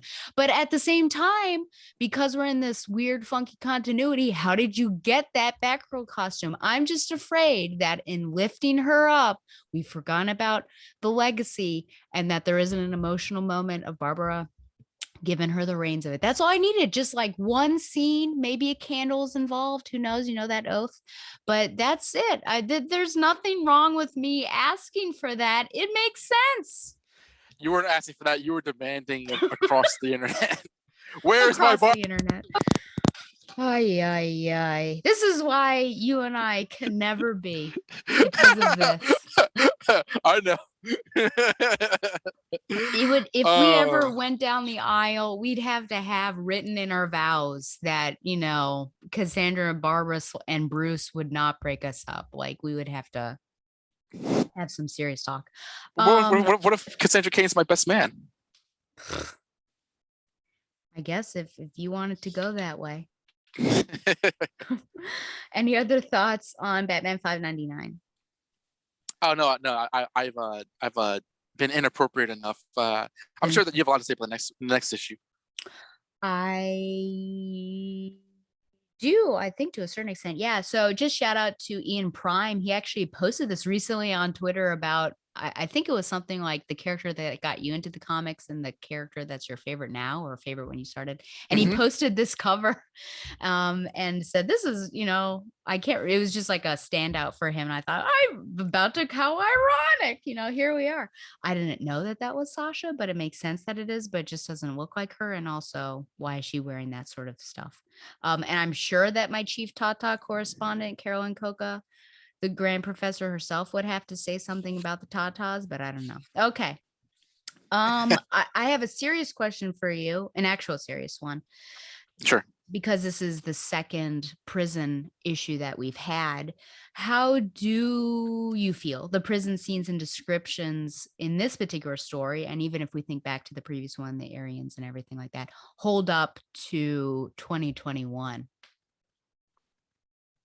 Do you feel like there's anything like, do you, because now, when I think about if I see cops and there's like a black character and I'm in 2002, it's going to read differently Mm. for me. Or if I'm reading prison scenes, it's going to read differently for me now, knowing, this. And she even talks about, I mean, the whole first page, this is the first page, right? She talks about Blackgate was designed to hold 900 convicts. It now holds in excess of twice that number. Like, that's true to now, probably worse. Just over 300 of them are women. They do have a variety of races and ages as they're shown there. But do you feel like it's as true 2002 as it is 2021? Or do you feel like this maybe shows its age, these two issues, and especially this one, maybe? You know what? Yeah, I was considering modern understanding, like in a post the new Jim Crow kind of world. It's kind of Mm, how the depiction of prison was presented here. I Because there's more of this in Bruce Wayne Fugitive, um, and I was remembering kind of the harsher stuff that happens later on. Uh, there was some of it felt kind of cliched and old, right? mm-hmm. Like the idea of like this is my seat, that kind of thing. I mean, sure, Yeah. yeah, and it's not the kind of comic thing, but how are they presented? I felt that like there wasn't this sense, like everybody who was in prison deserves it Mm-hmm. exactly. It definitely has, it's criminals, but they do kind of just zero in on uh Sasha, but Yeah. who has bullies, and I'm not sure. Like, but I don't know if Sasha ever says, every single person here is an awful drug dealer. I'm not one of them. It's like she's just kind of focused on the situation, and I think that because again, was this Detective Comics? I feel that this was Brubaker. Ed Brubaker and Greg Rucka worked in Gotham Central, and they have a smarter understanding of both the police industry and the prison industry Mm-hmm. than many writers at the time. So with the woman calling her Queenie and stuff, there was some cliches, but I didn't feel this was like completely eye rolling because it just Mm-hmm. kind of zeroed in on Sasha's. I don't even know if Sasha hardly speaks in this issue except Yeah. for like her lawyer, and it's the situation rather than like I don't deserve a prison. It was just like more of how am I going to get out of this kind of thing, and Mm-hmm. that made it an easier thing. I feel that like a lesser writer would have made this much more like prison sucks, never get here because everyone here is evil, and it's not that. Mm-hmm. Yeah, absolutely. And it may be uncomfortable, the fact that the men are in such close proximity to the women. I Yeah. just feel like Blackgate probably has a high sexual assault rate. I mean, I know they're separated, but I just feel like this, no good can come from this, I'm afraid. But yeah, Yeah, yeah, yeah. Okay. So I think, was this when she talks about her yeah. dislike of yeah, there we go. It's She was yeah, right here, vain and right here. selfish. Yeah, so this is what I'm talking about. Like, is she a reliable narrator or not? She was vain and selfish, and it seemed like she only wanted Bruce for the spotlight he'd bring her. And there are emphases: vain, selfish, Bruce spotlight. The cops play the 911 call for me. Vesper Fairchild's last moments as a magnetic memory on a spool of tape. She pleaded for her life. She begged. It didn't do her any good. And I close my eyes and I imagine her pain and her terror, and I want to weep for her. So, because she didn't deserve that, no one deserves that. So I really appreciated the insight of that. While she may not have liked Vesper, that no woman deserves that, of course. And then you also get a sense of, oh, this was the reason why she was crying and why it really hit her those issues ago when she was being interrogated by Renee Montoya. Yeah, I think it's cool because like it doesn't come across as like I don't like her because she was Bruce's ex. I mean, there might be some of that, but it comes across as like just like Vesper as a victim. Yeah, before then I never had a good opinion of her, but hearing her last moment was just it's just like the whole thing's just awful, and it makes Sasha feel more of a real character. Absolutely. So here we are again. Oh man. She does lie Yeah, about being in love with him.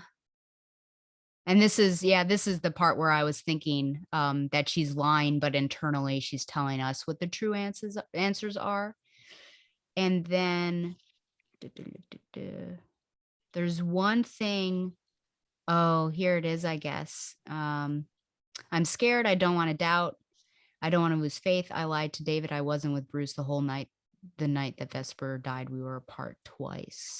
right. As if the listeners listening hasn't read the story, when Batman and Sasha and costume went out, there were just a couple of moments where Batman got ahead of her and he beat her back to the Batcave before she did. And she finds him in the Batcave, and they both walk up to the stairs, and that's when they discover Vesper. But there are a couple of moments where Batman wasn't with her like 100% of the time. It was like 98% of the time. Yeah. So doubt is creeping in. So, which is really interesting, especially coming from Sasha. And this is going to be, she's almost the beginning of it. So we had Crispus, who was on the, he's like, yeah, instantaneously. Now we've got someone intimately involved having doubt. And I think this almost paves the way for other people that really shocks you that, oh, there's doubt here. But why wait? Why do you think delay? This is part 8 to bring up potential doubt about Bruce Wayne and coming from this really important character here that's sharing his fate, that's tied. Her fate is tied with his.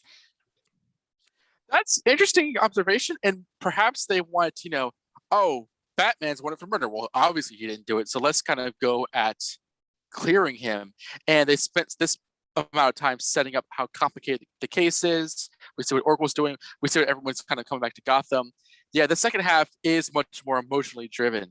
I don't know if I recognize this far in how they kind of set up the doubt, but yeah, we're more than halfway through Bruce Wayne Murderer, and this is where, especially in Gotham Knights, uh, it's not so automatic where you're like, well, he didn't do it because he's Yeah. acting so weird. Yeah, absolutely. I will say that the prison violence, well, when I saw the blood, a rat was not what I thought was going to be under there, I have to say. And I think that's probably in real life, or it may be Orange is the New Black has spoiled me there with, well, not really spoiled, but kind of dropped down of what I really would think. But she does, oh, that's sad. She does get attacked later on. She doesn't even realize she's just off in her, well, she had a bad sleep, as she says, but she gets surrounded. I feel like she should have died right here and that she would have been shivved in real life. But perhaps they're saving it. And don't spoil because I actually don't know what happens. But Sure. yeah, I just feel like she would have died. Do you think is that just me? Do you feel like, without knowing what you do know, that this would have more realistically, she would have been shivved and then died? Or seriously wounded, I suppose. I'm not saying anything, but I Okay. will also say that, like, up to this point, I don't know what I was thinking. Okay. That's okay. She seems to get it. I mean, she's beat up, but I really badly. This is of this issue, my favorite moment Okay. Yeah. Oh, because yeah. Bruce. the Bruce. Bruce's hand on her shoulder. yeah, and so you call me judgmental and hypocritical, and frankly, it annoys you, but I do give him his I do give him his due when he comes through. And throughout this issue, though, he was a jerk to her because they were really close to each other. It just seemed like chicken wire was separating them. And he never looked at her, never acknowledged her presence or said anything. And then she's like really down. She just got beat up. She's clearly having a tough time. And he chooses that moment, the moment that she needed it the most, to reach out to her. And even that, I guess a little shipper moment, but either Sure. romantic or non-romantic of them touching hands, I think is great. It would have been really terrible had he not done anything there. I think that would have been like the breaking point for her, but he really he comes in clutch, as they say. So Yes. I do really appreciate this. I feel like this is a really beautiful moment and really ugly situation in a setting and a particular issue, really. Yeah, because she was getting beat up Oh in yeah. front of him. Whereas before it was like kind of like dialogue and stuff, and Sasha fought back. But I love it's silent. Yeah. It's completely silent, and then he touches her shoulder, and then the next Mm, page, just like that, it's gone. Just like hmm. that, there is no doubt. He didn't do it. Yeah. He's Batman. Ah! Yeah. You gotta love it. You do have to love it. Now, do you think that's Batman or Bruce Wayne there? That is a. You know what? Can we return to that after we finish 600? Absolutely. Yeah, that's a good Oh, question. so sorry. Do you want to talk any more about 767? No, I think we covered it. Okay. So then we have Nightwing 66, which I thought was pretty cool, especially with Barbara. And Barbara. yes. They're coming for you, Barbara. Yeah, Okay. yeah, something like Is that. that what you're thinking? I have Yeah. a couple scenes. Her hair's not too bad here. I like this Professor design. Allen. Yeah. I do like it too. It's a feel, like a particular feel. I can't, it kind of has like even her, she kind of reminds me of Audrey Hepburn here, just like her style that she's wearing, her Okay. clothing style and her seating just kind of has that feel to me. She looks like a librarian to me in this. Oh, yeah. I mean, that's who she is at the heart of it. I said page 215. Oh, yes. Okay. Well, first, actually, because that's the heavier stuff, I want to say, hold on. OMG, Orpheus! Yeah, I know. I ran across this when I was preparing for my presentation at BGSU. Oh my gosh, I thought he was erased from history after his own story, and then he popped up, and then he was in for 2 pages and was like, okay, I can tell I'm not wanted. I'll just be leaving. But it was great to see him. Yeah. His skin looks a bit lighter than I'm used to, but that's there's a kind of light thing because in the first thing he has dark skin in the first panel. He's dark, yeah. Oh, is he? Yeah, when he's like, I'm one of the good guys, like he Yeah, I guess it is, yeah. Okay. Because Nightwing's skin tone is the same as his in that weird one. Okay. Okay. So this one and then the next issue, it's all about like conversations. But this conversation between Dick and Babs is something that I want to talk about. Trying to think of where. I guess he needs our help. He'll get it. Oh, but haven't you, this is Barbara, just for a second in your darkest imaginings wondered if Bruce did murder Vesper Fairchild? And he's, Babs, never. Don't you remember? It wasn't that long ago. I was in Bruce's position, accused of murder, framed. He didn't question my innocence. And then she says, basically calling him out on his jerkishness. No, he just stripped you of your Nightwing identity and left you to the wolves on your own. There was good reason for some of that. He admitted he was wrong after you cleared yourself. That's Bruce's style. He treats us like cogs. And when it turns cold in hell, he apologizes until the next time he walks all over us. Look, forget I said anything. I need sleep. Whoa. So I want to thank Dick Grayson and Barbara Gordon for playing the part of Donovan and Stella. It really is. Oh my gosh. When I was reading this, I was like, Babs, you got it, girlfriend. You are 100% right. Yeah, I mean, thoughts on this besides it modeling true life? It is. Well, this is why I not only do I love the story, spoilers, but I had to talk to you about it because there's so much of this. Because it's like ever since the Huntress discussion a few years back, it's like our discussions on Batgirl to Orca have been kind of leading to scenes like this, where it's just openly talked about, like, listen how it treats us. And I will say that, like, this, what they're referring to, I believe it was like a one shot, if not a mini series. It was outside the main Nightwing book, but it was a Nightwing story where he's afraid of murder. Batman said, you shouldn't be Nightwing because that might tie, because I think it was Dick Grayson afraid of murder, that might tie you to, like, Bruce Wayne and stuff. So he adopted, like, for one story, like another identity. And then at the end, he's like, Ted being Night N-I-N-T wing. No, because that was in the main book. This was like an extra. This is like a fifth week, like extra one shot thing. Like, it's not out of continuity, but it wasn't among the main title. Gotcha. And that was also a long time ago. But like, she's like, he wasn't very helpful in that story, and he's like, oh, he was helpful enough, and she like rolls her eyes. Oh man, do you feel like what? I wish I could see your face. Do you feel like Barbara's being unfair. No, not at all. No, no, Okay. no. She because and this is Dixon.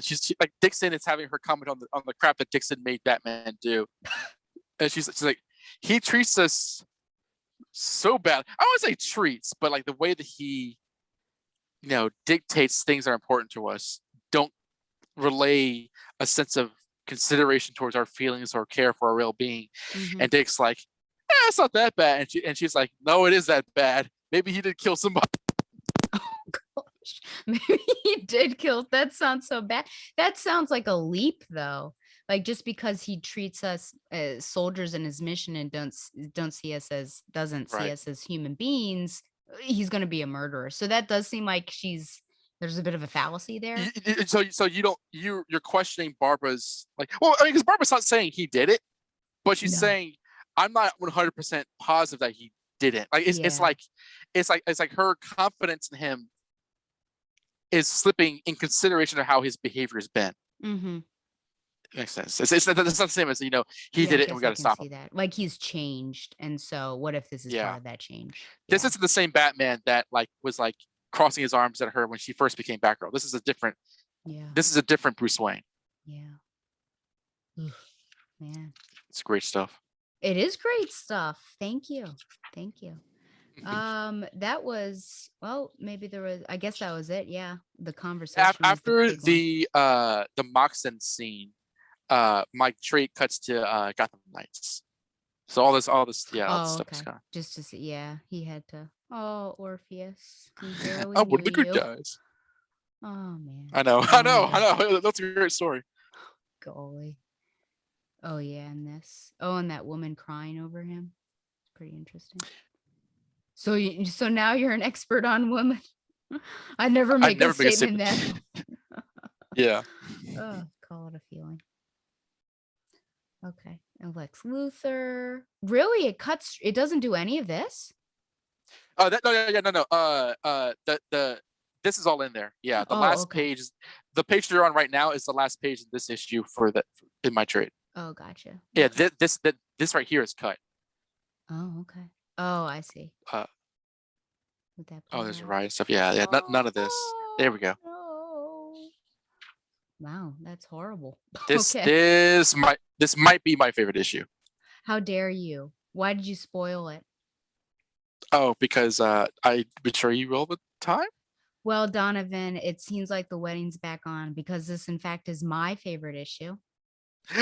Ooh, well, I said might, so there's Okay. still time. There is still time.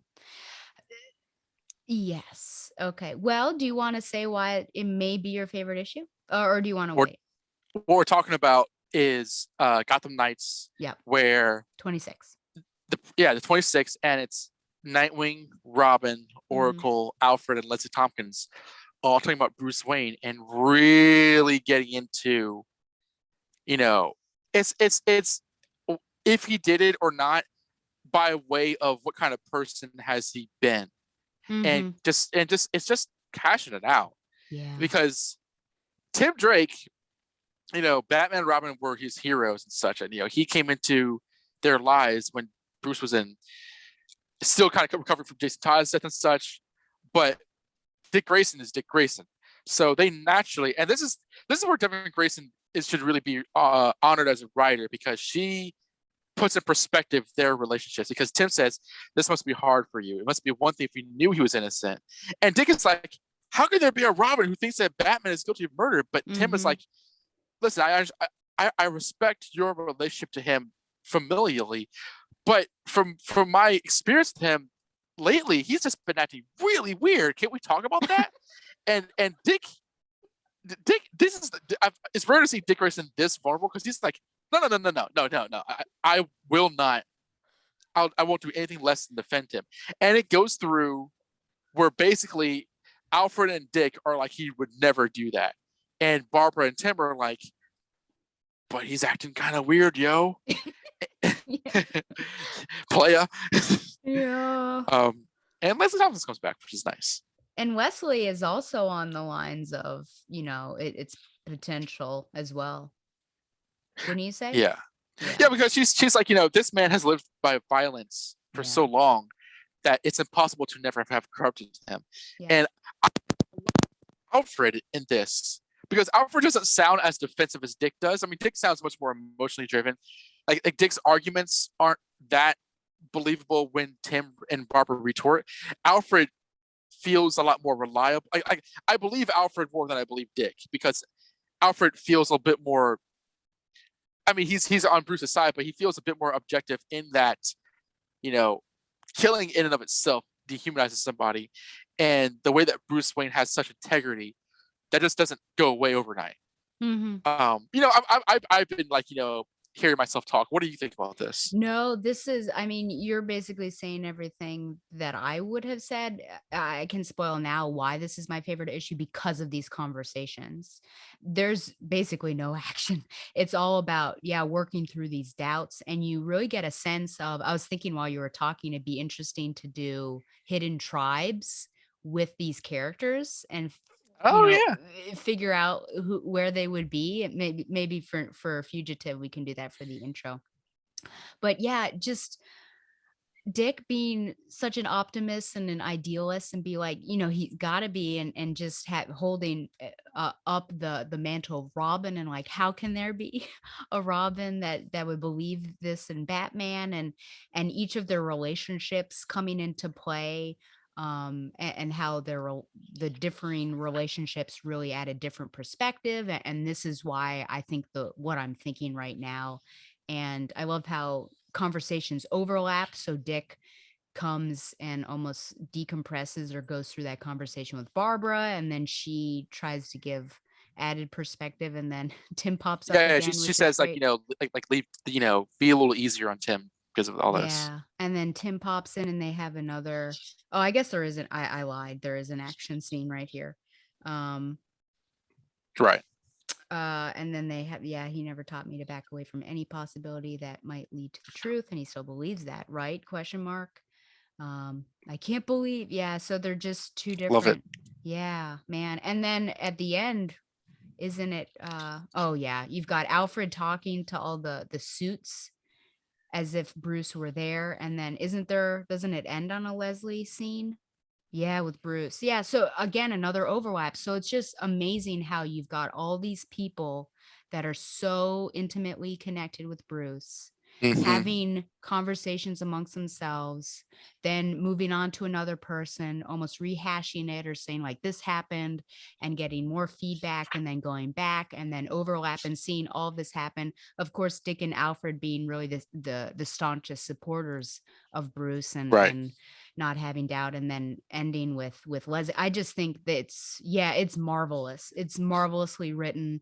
I think it's beautiful, it's hard, it's tragic. I just love the conversations. And this is one of those, points that comics don't need to have action. It did have a scene, but it could just be these really emotional and bearing soul bearing conversations between people, and I feel like Devin Grayson really understands the characters well to have Hmm. those interactions. And I love that Tim uh came to talk to Barbara about that as well.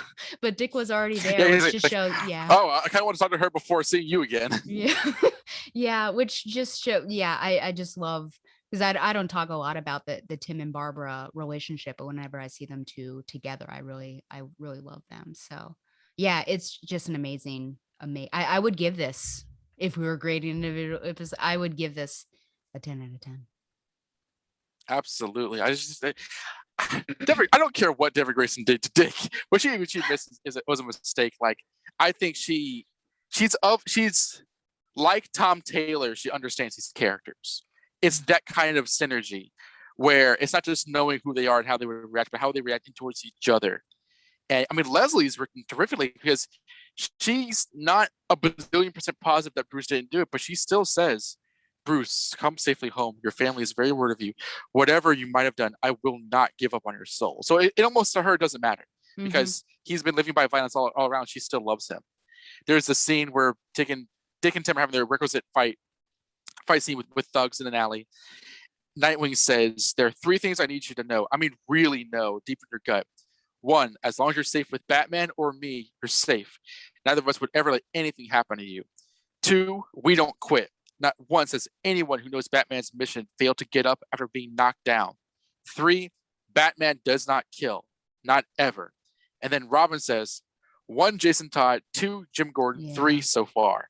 Sorry. Like, and Alfred's like, are you for real? But like, it's, because it works for the reader as well. It's like these characters are trying to kind of, have their conversation with the reader who's really not sure. And I remember the last page, people are really afraid that DC was doing this to Bruce because it wasn't a bazillion miles away from how he was behaving, in previous stories. There's that page where Alfred recalls the shit that Bruce Wayne's done, where, he abandoned Gotham City during No Man's Land. He acted the way he did during Officer Down, and, he blew Robin's identity after Robin tried so hard to keep it for Batman's sake, to spoiler. So there are examples of Bruce kind of acting out of character recently. Mm-hmm. And it's just silent as Alfred is kind of going through it to kind of drive towards his thought process. And again, he did this, and those are moments where you're like, well, that was kind of weird of him, but that was kind of dark. But now it's just like, is this development towards the route we don't want them to end up? And to me, it makes all the sense in the world that, like, if you think back to like the 60s Batman with Adam West and Burt Ward, Alfred and Dick Grayson are the 2 closest people to him. So they would have to have his back no matter what. If the whole world was against him, they would always defend him. But the people closest to Bruce after Dick and Alfred are Leslie, Barbara, and Tim. And they're on Bruce's side, but they can't lie to themselves about how his actions make them feel. And it's very, very good. Absolutely. Yep. And here's that page that you were talking about, which, bottom right, what a hypocrite, because later on he'll call people out for revealing to, I guess that's 600. Yeah. I'll get him. Sorry. Denmark walked in. That's about plants. Oh, okay. Sorry about that. No, that's okay. That's the bottom right. I'll just call hypocrite now, because 600 is when he calls out Cass knowing his identity. But yeah, I don't have anything else to say about this, but gosh, that is an amazing issue. I give it 10. What? Okay, here's a little shipperific shipperific cover. It is Robin 99. I will say that, yes, crazy continuity. Here he is. He has awakened from the dead. So he's actually not had any confrontations with Dick. Oh, I did see something. It was this one that I saw that was funny. Oh, I hope I find it. The first page where he's Robin is where my trade starts on Robin. Oh, really? Look at this. Yeah. Do you see something in that a Batman panel? plush? But what's in the plush? What's in the plush? A utility belt? Pins. There are pins stuck in the Batman doll. Oh, good Lord. I wrote this. Yeah, evidently. Oh man, can you answer me this question? When was Jack rich? Has Jack been rich all the time, Jack Drake? Because now he's not rich anymore. Yeah, that was something that definitely that Dixon led into, because Dixon's last issue in Robin is 100, and it ends with him with them being a lot more middle class. They lose their maid, Mrs. Mack, and stuff. He's never been like Bruce Wayne rich, but he was wealthy. Like because Tim was in boarding school, and him and his wife would travel, and that's how Tim was training as Robin, because they were always away. And I forget what he did, but he was like not terribly hard up for money. Now throughout the Robin series, he was portrayed as particularly middle class, like not they weren't like in business suits and stuff. But yeah. It is kind of a thing where like they had money, and then by the end of this run, they don't. Okay. I don't have much to say about this, except that it was a crazy continuity in the Batman doll. Do you have anything to say about this one? Well, I mean, like, there's this whole scene with J. Devlin Davenport, who was a kind of like a recurring character in Dixon's Batman run all throughout the 90s. Like, he was in Detective Comics, he was in Batman, and he was just this rich jerk. Like, he was just part of Gotham society, who was rich. He was selfish. He was kind of a bad guy. He wasn't a crook, but he was just he's kind of like red herring from like a pup named Scooby Doo. Like you think he'd be a criminal, but he's just a jerk. And they're kind of probing to see, oh, does he dislike Bruce Wayne? Did he set him up? And he's like, nah, not really. And that's all there is to it. I mean, Pete Woods is a good artist, but yeah, no, this is again, the Robin issues are really the most tangential ones that were Yeah, like, no doubt. uh, I know that Chuck Dixon said he didn't like a lot of the crossover stories. I'm not sure, I forget what he said about Bruce Wayne Murderer, but like clearly, like when it comes to Nightwing or Birds of Prey or Robin, he has his own plots that don't concern the overall story arc, whereas before that may not have been true. Yeah. Well, maybe he's fatigued after Joker last laugh. Yeah. And then here's yet another hairstyle, just FYI. So there you go. Okay, so then we'll move on to our Birds of penultimate Prey. issue. Yep. So Birds of Prey 40, another lovely cover by Phil Noto, and the colors are different this time. So we've got more red, blues, and purples, or salmons maybe. And Barbara, not a floating head. You can see her shoulders. It's a bust. Yeah. Okay, what do I have to say? Oh, we find out here that Vesper most likely knows that Bruce is Batman because of all of her Yes. investigations. We have more Canary and Spoiler. Did you have this in yours, that their little team up where Spoiler has an issue because her father and Riddler are hanging out and there are a bunch of other criminals at the house and her mom can't kick them out because she's scared for good reason. Was this in your That trade? was a lot of that stuff that you're mentioning was actually in like various Robin issues. Okay. But no, my Birds of Prey thing, it starts with Robin in the top left corner, where there's a bunch of green lights. Oh, bunch of Um, green lights, you said. so all this Ted Cord stuff is not there. That's Oh, where it okay. starts. Yeah. Yeah. So just it's fun to see Canary and Spoiler hang out. um Hmm. Spoiler keeps saying we, like, what are we gonna do in the meantime? Because there's just a wait, I think, until Babs can download and listen to all the audio from Vesper. And Dinah's like, what do you mean we? And so anyways, Dinah uses her canary cry and freaks all of the people out, and without much fighting gets them out of the house. And Spoiler is happy about that. I was surprised Riddler didn't know Black Canary. He's like, who are you? I thought that Black Canary would have been more well known. That's weird. Yeah. Yeah. I don't know if I can find that particular scene. Oh, well, I'll come back to it. There's a question. There's the scream. Oh, it should be right here, I think. Derpa, derpa, derpa. What's your problem, Blondie? I don't know you, lady. That's kind of weird. Anyways, there was a question. Let's Yeah. see. Has Bruce not worked through his trauma with the shooting? I think this was when she was talking with Tim. I don't know if it's here or not. This is where it's revealed that he bought the gun. Yeah, I think you might be right. Oh yeah, there it is. Yes, good one there. A guy who, oh yeah, here we go. So funny, isn't it? A guy who hates guns so much, because Bruce actually was there. There's videotape. Up to then, it's just been like someone has said that he bought it. And Bab says hates them but doesn't fear them. And Tim says not the way he jumps in the line of fire night after night. Line of fire, Bab says. I was afraid of them for a long time. I'd go faint Yeah. at the sight of a gun on TV.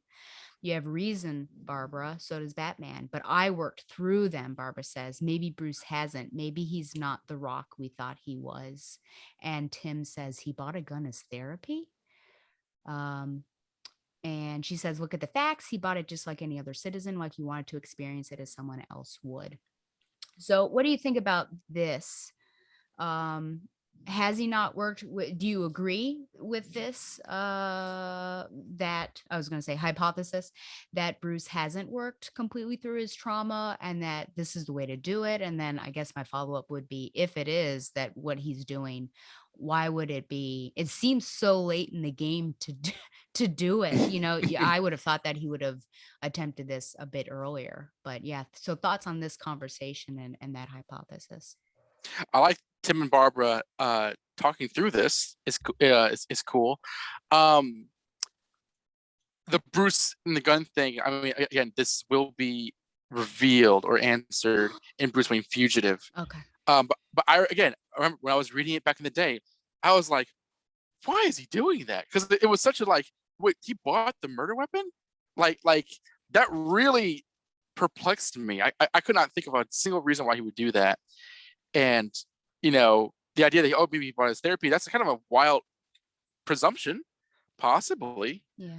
But I like the idea that because this is something that Chuck Dixon has established before. Like Batman and Robin know how to use firearms, but they don't use firearms. Like they know how to use it. They know how it's used. They know how to disarm them. They know how to disassemble them. They know how to reassemble them. He has an armory in the Batcave, but that's not part of their arsenal. Specifically, he says, we are not afraid of them, but he does. And this is brought up again recently in Batman Urban Legends. Like Jason Todd found his arsenal, and Batman's like, yeah, but we don't use these.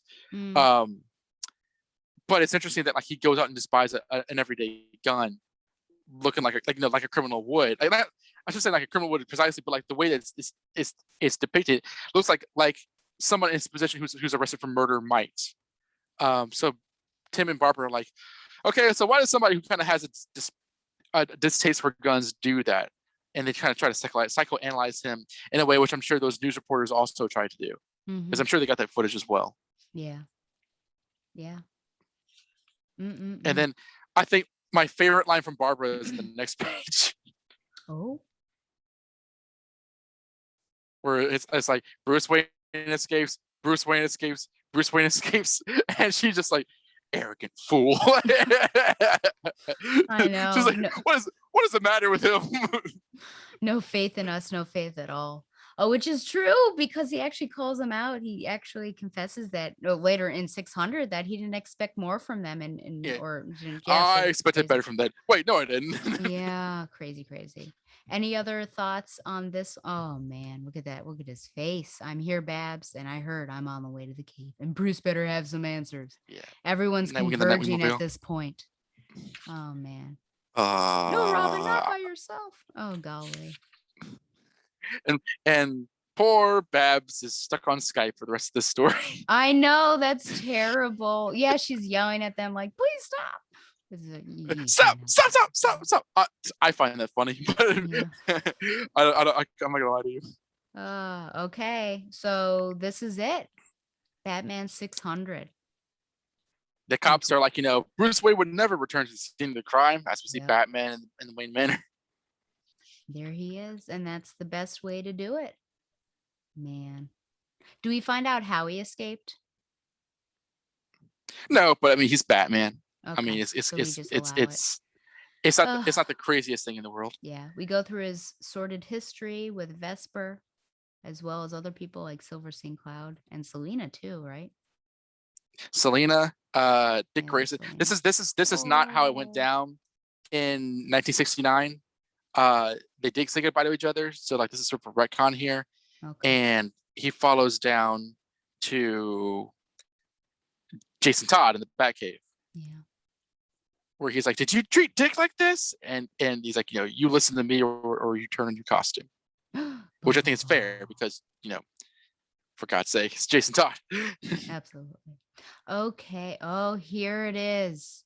Bruce, we need to talk, all of us. Oh, yeah. So an intervention. Oh, now something looks the matter with Cass, to be continued. Yep. We don't know what it is, but we also do know what it is, but we won't say here. Yeah, you know what it is. I do. Okay, an intervention. Okay. And Bruce says, you're calling me Bruce in front of her. He points at Sandra. She knows. So I see. Golly, isn't that terrible? He treats her like a non-entity, like she didn't need anything because of her. That thing, that inanimate object over there. You dare call me by my Christian name in front of her? Yeah, it's like that panel in God Loves Man Kills, where he's like that, mutie or whatever it was. Yeah, you call that human? Yeah, that's what it is. There's a really potent line. I don't know if it was at the end, but Dick wonders who he is without Bruce. Mm-hmm. Yeah, he's like. Do you have any thoughts on that? Yeah, I'm trying to get to. I was thinking about that today. Was it at the end? Well, this leads up to like Batman has no intention of clearing Bruce Wayne's name Yeah. because He they calls him a ask him. hypocrite. Okay. Well, I just want to kind of guide us there because he's like, you guys do what you got to do. I'm out of here. And how does the Bruce Wayne say it? It doesn't. Bye. And then Tim pulls on his cape and he's like, "Tell us you didn't do it." And Batman's like, "Oh, so it's like that." Yeah. And Dick's like, "No." Barbara's like, "Yes." And Tim's like, "Maybe." And Cassandra says nothing. And then they're like, "Look, uh, Ben was like, I don't believe you could have done this." And Barbara's like, "I don't either. But this is really weird. For instance, there's this video footage of you buying the murder weapon. Is this you?" And Batman's like, "Yeah, that's me." And then he's like, "Why would you do that?" He's like, "You wouldn't understand." So he doesn't answer about that. And then they go through the idea that Vesper Fairchild figured out he was Batman, was going to go to the press, which he says it's not true. She was not going to do that. And then Nightwing's like, "Listen, there's a lot of evidence against you. Let us help you, please." Batman closes his eyes and then he says, "See ya." And so Nightwing yells at him for several pages and then gets to the point where he's like, "How can you do this?" Because there is no Bruce Wayne. Mm-hmm. Bruce Wayne is a mask that I wear. I've been wearing it since I was a child, but now it's a liability. So it's over. And Dick is losing it because he's like, "No, listen, where does it leave you and I? You and me. If there is no Bruce Wayne, then who was Dick Grayson, the adopted son of? Who raised me? Mm-hmm. Can you answer that?" And for the second time, or maybe the third time, Batman can answer. He's just silent. And then he just, presses rewind and says, "I'm leaving." And then that's when everything goes to hell. Yeah. He tries to get in the car multiple times and Dick, yeah, doesn't do it. I thought that was, yeah, really poignant there. Yeah. Who is Dick Grayson if there's no Bruce Wayne? Because it interrogates, like, are you telling me that like our entire relationship was a plan by the Batman, or was it Bruce Wayne who saw himself in Dick Grayson and brought him into his life for a better life? Like which is true and which is not? And if Bruce acknowledges, "Oh yeah, the evidence of Bruce Wayne is standing right in front of me," then his entire like raison d'etre for behaving this way Mm-hmm. falls apart. And so he doesn't know how to answer that because he's kind of crazy in this Yeah. moment. On the flip side, do you feel like this is almost a negative character aspect of Dick and he should be his own man, and why can't he be Dick Grayson without anybody else? I mean, wasn't that one of the primary reasons he became Nightwing, to become his own man apart from Batman? No, no, because this is not about him being an independent person. This is about how how he sees Bruce Wayne and how he relates to Bruce Wayne. This isn't about his sense of self. This is about, you know, you know, okay, yeah, Bruce Wayne, yeah, Batman, he doesn't work for him. They're not blah blah blah blah. But he's not gonna pretend that they don't have any relationship. You Mm-hmm. know, and again, Bruce just made him his adopted son legally. That meant a lot to Dick. I think they were both crying when they did that. Mm-hmm. So to throw that all away, it's like if you say what you're saying, then my life, my own sense of identity suddenly doesn't make any sense Mm-hmm. because I didn't just go off, into limbo after my parents died. Yeah, I was Robin, but I'm still Dick Grayson. And again, that silent panel of Batman speaks volumes Mm-hmm. because it reinforces the fact that like he didn't bring in Dick for some clinical reason. He brought in Dick because he could not ignore seeing himself in Dick Grayson and the father and son relationship that they built out of that foundation.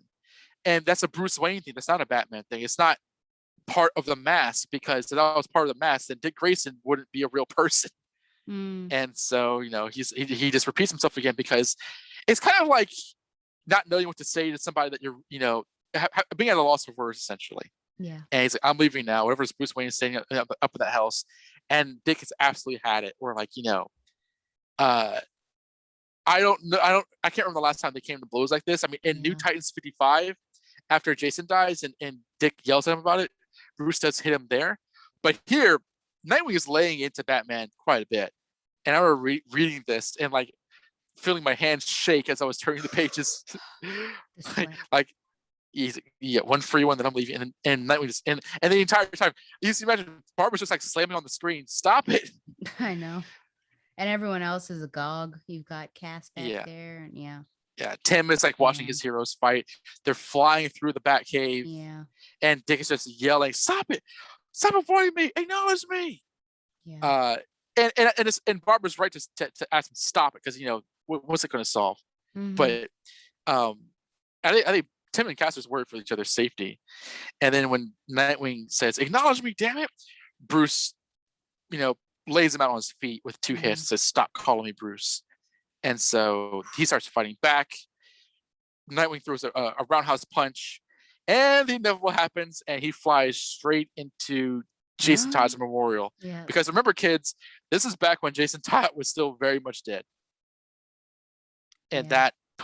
that gives everyone the distraction Batman needs to, you know, hightail it out of there. Skedaddle. Yeah. Oh no, you've touched his costume. Oh God, What? yeah. Ooh. And yeah.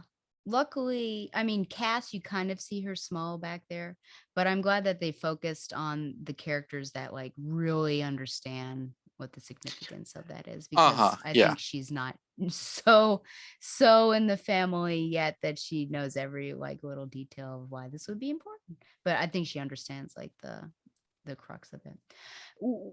Is Bruce is Batman's mission different without Bruce? Well, I mean, it definitely it depends on kind of the angle you go at it. Like, is it different for Batman, or is it different objectively, like plainly? Because um, as Bruce Wayne, he maintains the face of his father's company. He maintains a face of public good in Gotham, but he also maintains a celebrity that kind of gives Gotham a reputation to have influential people living there, as well as maintaining various businesses to help with charities and technological development. As Batman, he's somebody who utilizes Bruce Wayne's sense of justice and sense of anger towards criminality to excise it in a way which he feels is the most positive and best way to fight crime. Mm, So if he's just Batman, then he's really not any different than any other vigilante who lives. Like I was ever talking to Harry about the Punisher. The Punisher doesn't live anywhere. He doesn't have a different identity. He doesn't answer to anybody. He doesn't have anybody that he reports to. He's just his mission 24/7, and he has very little friends because of it, and very little respect. Like remember in Civil War when he kind of capped those two D-list villains, and Captain America beat him up. It's like I must have been crazy to bring him on my team. Like there's very little respectability about somebody like that who doesn't who only uses their means to commit violence. And with Bruce Wayne's means, his wealth, there goes the charity, there goes the Wayne Foundation, there goes Lucius Fox and a lot of good Lucius Fox does through Wayne Enterprises, there goes the youth center, there goes funding the Leslie Thompson's clinic on Park Row, there goes all of that, because Batman's got to punch the Joker in the face. mm, yeah. Mm-mm-mm. I'm just on this page with Barbara crying, and then Cass is the one who brings it up that Batman never answered the question, never said he didn't kill the woman, but he didn't. Yes. Yeah, Interesting that she and then poor Dick walking away. he looks And he so said yeah yeah or he really or what? No offense, but I always thought if you two ever came to blows, he'd really nail you. And then he said he did, Tim. Oh, it's so sad. yeah, Yeah, look at he this. let him down. I expected more from them. No, I didn't. Or I would have told him about my escape plan. I'm like, oh, what a terrible man you are, sir. And then he goes into a nuclear submarine. Bat Jerk Incorporated. Yes, please. I will go DC. Pay me to write that book. It'll be 600 again and again and again. I love that shot. I love that shot where like the smoke's rising Right from here. the room as Batman leaps off a building. Well, That's it's kind of sweet. weird because I thought that he was going underground, and then all of a sudden he's above ground. It was I had to kind of figure out what was happening there, where exactly the cave or his new base of operations is. Um, yeah. So I mean, he's going for it. He's 100% Batman. And I told Donovan about this. I was like, he lays this guy out. He's mugging. I don't, maybe there's a potential assault in the works, but let's say it's a mugging and he throws 3 batarangs in that man. So Overkill is his middle name, and that's Well, the yeah, end. it's a guy's arm. It's Well, his arms. you know It's not his what? face or anything. You know what? What if it's his chest? What if you can't see well enough? Okay, whatever. Well, Donovan, I know you love this particular issue. What would you like to say about it? I just Do you have remember feeling so scared when I was reading this. Is DC turning Batman crazy? Do we have to accept crazy? this? Yeah, Yeah, because like the Bat family reacts to it. Is yeah. it's not just whatever you say Batman and like us like the Snyder movies pretending that this is normal human behavior. Like everyone's like what are you saying? Because this concept of Bruce Wayne is a masked Batman is a real identity. I mean, there's a logic to it. Like Kevin Conroy kind of sees the character like that, but I like how the story. I mean, we can continue this conversation in Bruce Wayne Fugitive, but this really is kind of the ultimate story of who Batman is, Mm-hmm. because you have the brutality and the violence and the cold behavior running up against the evidence of love that is embodied in the Bat family, Mm-hmm. because everyone that he's brought into his life are rushing to defend him, and he's making it harder for that. And then you have to, and then they have to wonder what effect has he had on their lives, and has he changed? Was he always this way? Who is Batman? And I just feel that like in that way, this is one of the more subtle explorations of Batman's character in ways which I feel that there just aren't writers right now that are smart enough to perceive it in this light. It's either just he's either a dick or he's not. And it's not like, of course, this is a very extenuating circumstance. He's wanted for murder or a former girlfriend. So his actions make sense. But but what's going on is that this is an exploration of him being like this. It's not saying that this is right. It's not saying this is who he is. It's threatening the idea of him being, because he looks like a monster. He's hulking over. He's gritting his teeth all Yeah. over the place. Like he looks scary. Yeah, like Robin pulling on his cape Mm, is like a kind of kid almost. it's kind of a stark image. Yeah. And you have Cassandra, the new kid, like witnessing all of this, and it's like he's on his worst behavior in front of her. He's clearly been trying to make an example in front of her Yeah. and raise her right in terms of how he wants to raise her. And here he's just like flittering about, acting crazy in front of people who know him better than she does. But and again, we can complete this conversation after Bruce Wayne Fugitive. Yeah. But here it's like everyone's worst idea of Batman. Like, because I really can't stand listening to podcasters go on about the character, because I feel that like they've not read the story, where this idea of him of this being the default persona is accepted rather than understood as an aberration, because this is an aberration. And this is the comic book and the characters and the writers who work on him best, like Ed Brubaker, Chuck Dixon, Devin Grayson, saying that this is very wrong and we need to know how this happened. And it's just masterful. I mean, I know I put this in my top 10 Batman stories when I wrote about it on TBU, specifically Batman 600. And I just think that, like, as awful and traumatic as it is to read, I love how the Bat family respond to it, and the artwork that accompanies just like the intense feelings and emotions that go through it. I mean, again, because it's not to jump ahead of you, it sounds like you enjoyed the story, and to me, it's just like you just don't get storytelling this way, this good anymore, or at least it's Mm, been a long time. yeah. Yeah. I'm not Like when you sure. when you went into this, Mm-hmm. uh, did you know what to expect?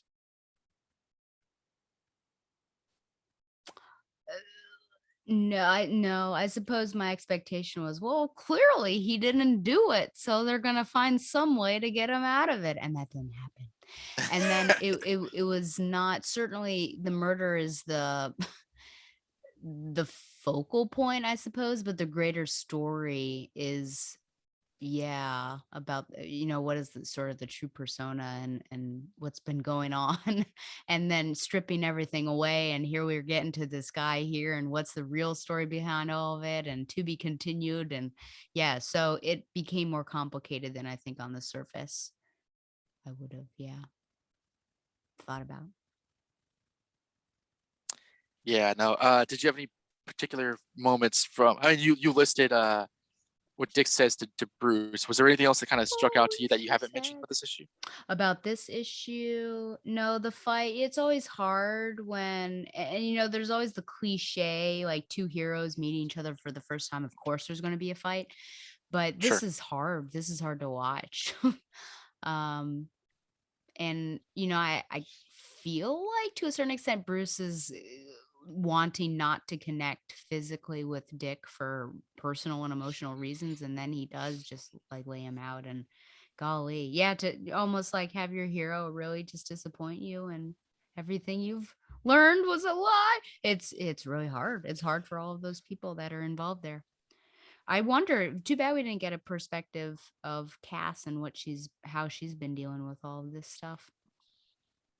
And Was she's like, "This is not weird." drawn as much. Yeah, wasn't it? I feel like she's probably really confused, and it'd be interesting to get into her headspace of like, why is he like this? Yeah, I don't have much else to say. I have a couple, like, two questions, overall stuff, but yeah, any other thoughts on 600? I mean, yeah, it's definitely one of my favorite Century issues because Okay. 500 was Nightfall, where I think Azrael defeated Bane. Um, Finally. 400 was a story where Batman, where basically Ra's al Ghul broke out all the villains from Arkham, and Batman and Jason Todd had to stop him. And then beyond that, I'm not really familiar with 100, 200, 300, and then 700 was a Grant Morrison issue, I think, where Dick and Damian were Batman and Robin. 800, I don't remember. I think that was a new 52 story. Same with 900, and then 1000. We actually have copies of 1000. Oh well, no, Batman 1000's not come out yet. So I'm not positive. No, I think I'm good. You're a fake fan. You don't even know when certain issues are out. I sure am fake. I'm just kidding. Okay. So I have two questions. One of them is something that I could have asked way long ago, but here we are. Why do they never show Bruce's emotional state regarding Vesper and the death? They don't show it now. Oh, okay. Um, So it does pop up. That question gets answered. yeah, once you get the fugitive, there's a lot more of a Bruce Wayne's perspective. Okay, good to know. Thank you. Okay. How does this for you? You kind of talked about this, but here we are. How does this rate with other events for you? Yeah, I know. Here we are. I'm sorry that it missed it. I'll No, do no, no, no. better about it. I hope it's good. Yeah. I was actually thinking about that as I was like as I was just like slobbering a minute ago. Uh, Mm-mm-mm-mm. After Nightfall, this is probably my favorite Batman story. Okay. I mean, in addition to like Batman Ego, Batman Venom, all that kind of stuff. But like in terms of the Okay. Yeah. crossovers, like Yeah. the Bat family crossovers, it's Nightfall and Bruce Wayne Murderer. Definitely. Do I really you love it. consider this separate than Fugitive? So when you're really thinking about it, you think the Murder Fugitive and that as a whole, this is up there? Or are you treating it separately? I think it's kind of like how okay, so like my favorite part of Nightfall is the part one Broken Bat, where it's Bruce Wayne, and I love all the stuff that comes after it. But that's my favorite bit. I like a lot of Fugitive, but my favorite stories are in here. Okay. If that makes sense. So, but I do consider them like Bruce Wayne Murder Fugitive as a whole. Yeah.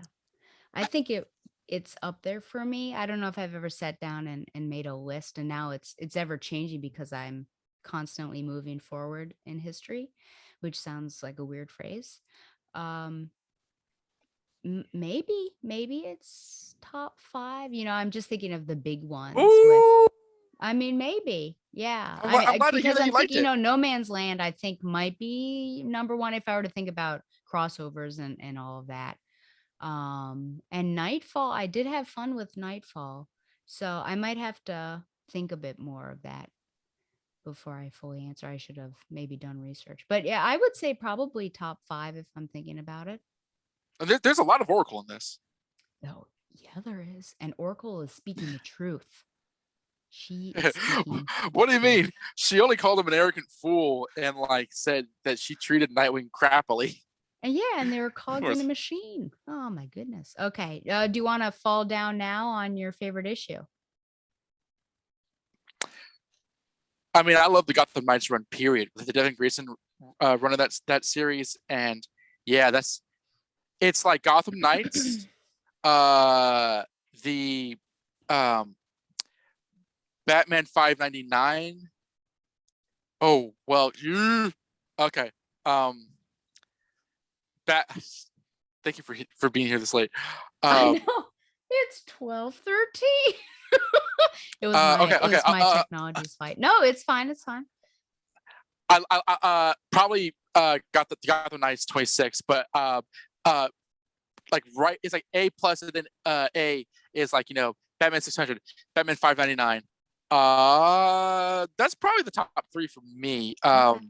I would say so. Yeah. Okay, and then I've already said my one. I think I'll just say my top was Gotham Knights 26, right? Yeah. Okay, and then final question on this, and then we'll wrap it up.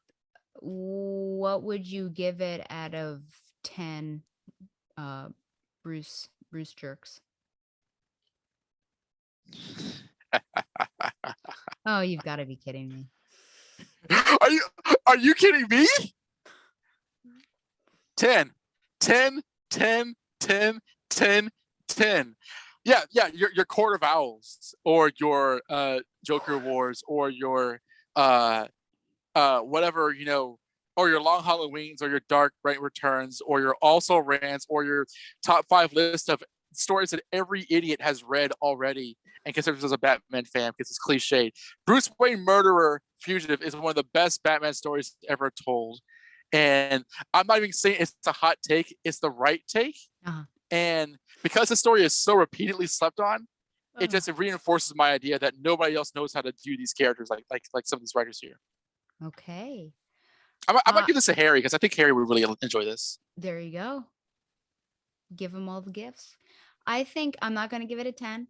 I think I would maybe give it because I have some issues with the Robin things, that there were unnecessary stuff, and Cass not being involved in the secret, that was a bit bizarre. And anything else? Yeah, I just have little nitpicks here and there that make it not a 10. So I'm going to say 9.5. I'm so sorry. You. The 26 I'd give a 10. Like certain issues maybe I would, but the overall experience I wouldn't. Okay, Donovan, you're wearing a shirt. Would you like to show what your shirt is? I haven't done what you're wearing for a long time, actually. I forget if I wore the other version of this, like the Fox Kids version, but it's the Tim Levins from the Gotham Knights artist. It is the new Batman Adventures Batman with Bat Family, with Batman, Robin, Nightwing with his Batman and Harley haircut. Your girl. Yeah. And Alfred Pennyworth. How apropos, really, for this show to wear that. Yeah, I wasn't wearing a shirt for a while. Then when we were trying to record, I threw this on. You better. Oh, well, it works out. And then I'm wearing something that's not even related. Oh, well, it could be related a little bit. Well, it's related to you. It's related to you.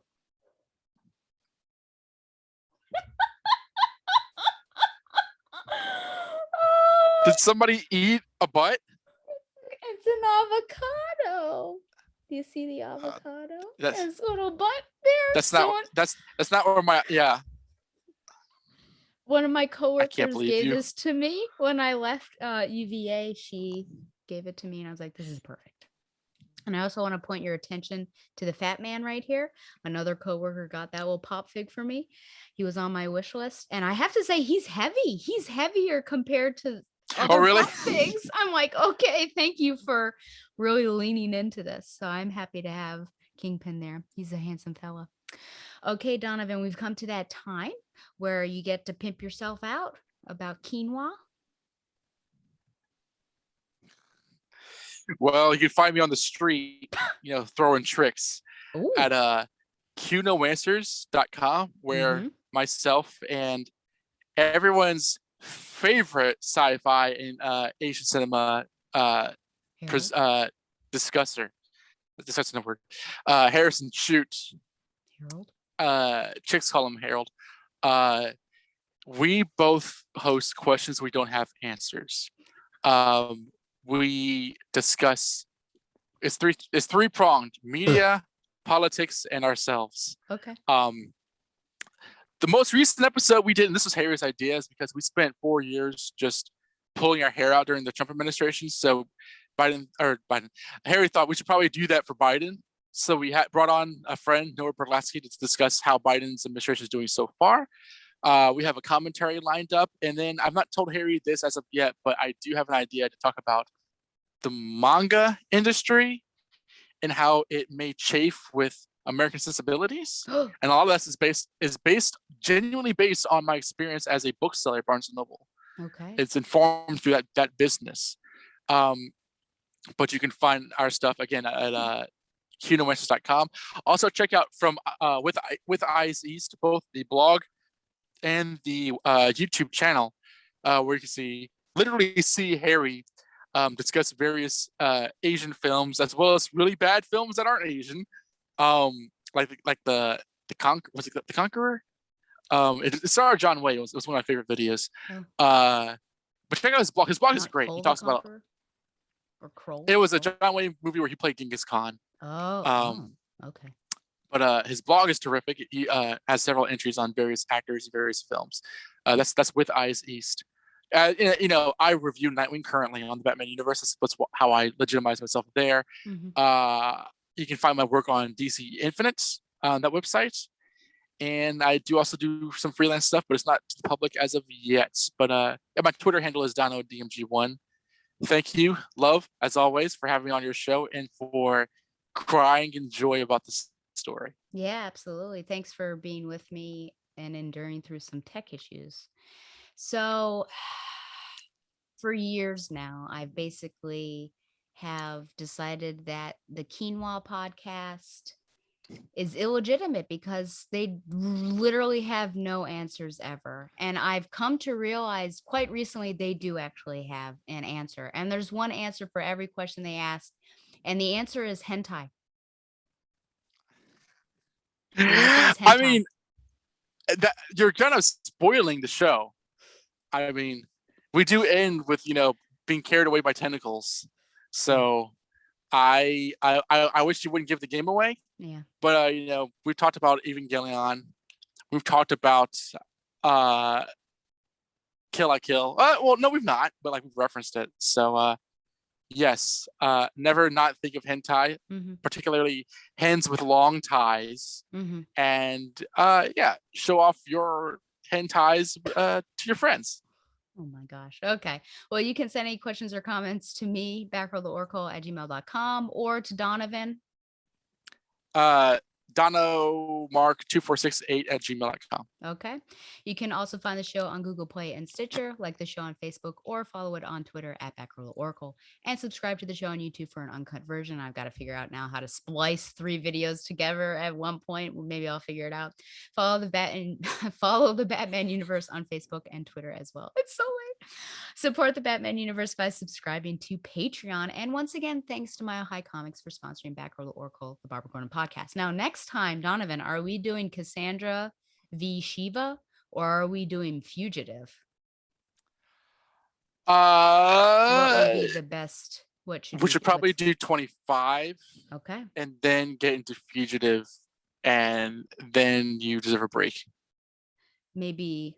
Well, if we do 25, it could be a short episode, so that might be nice.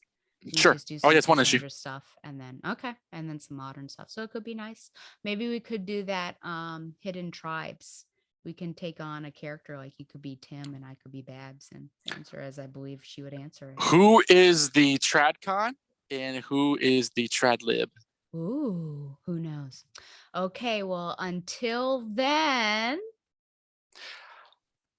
Fight on, cast lovers. okay, you're ridiculous. I should know better. Fly on, Fly Babs on, Babs lovers. lovers. Mm-mm-mm.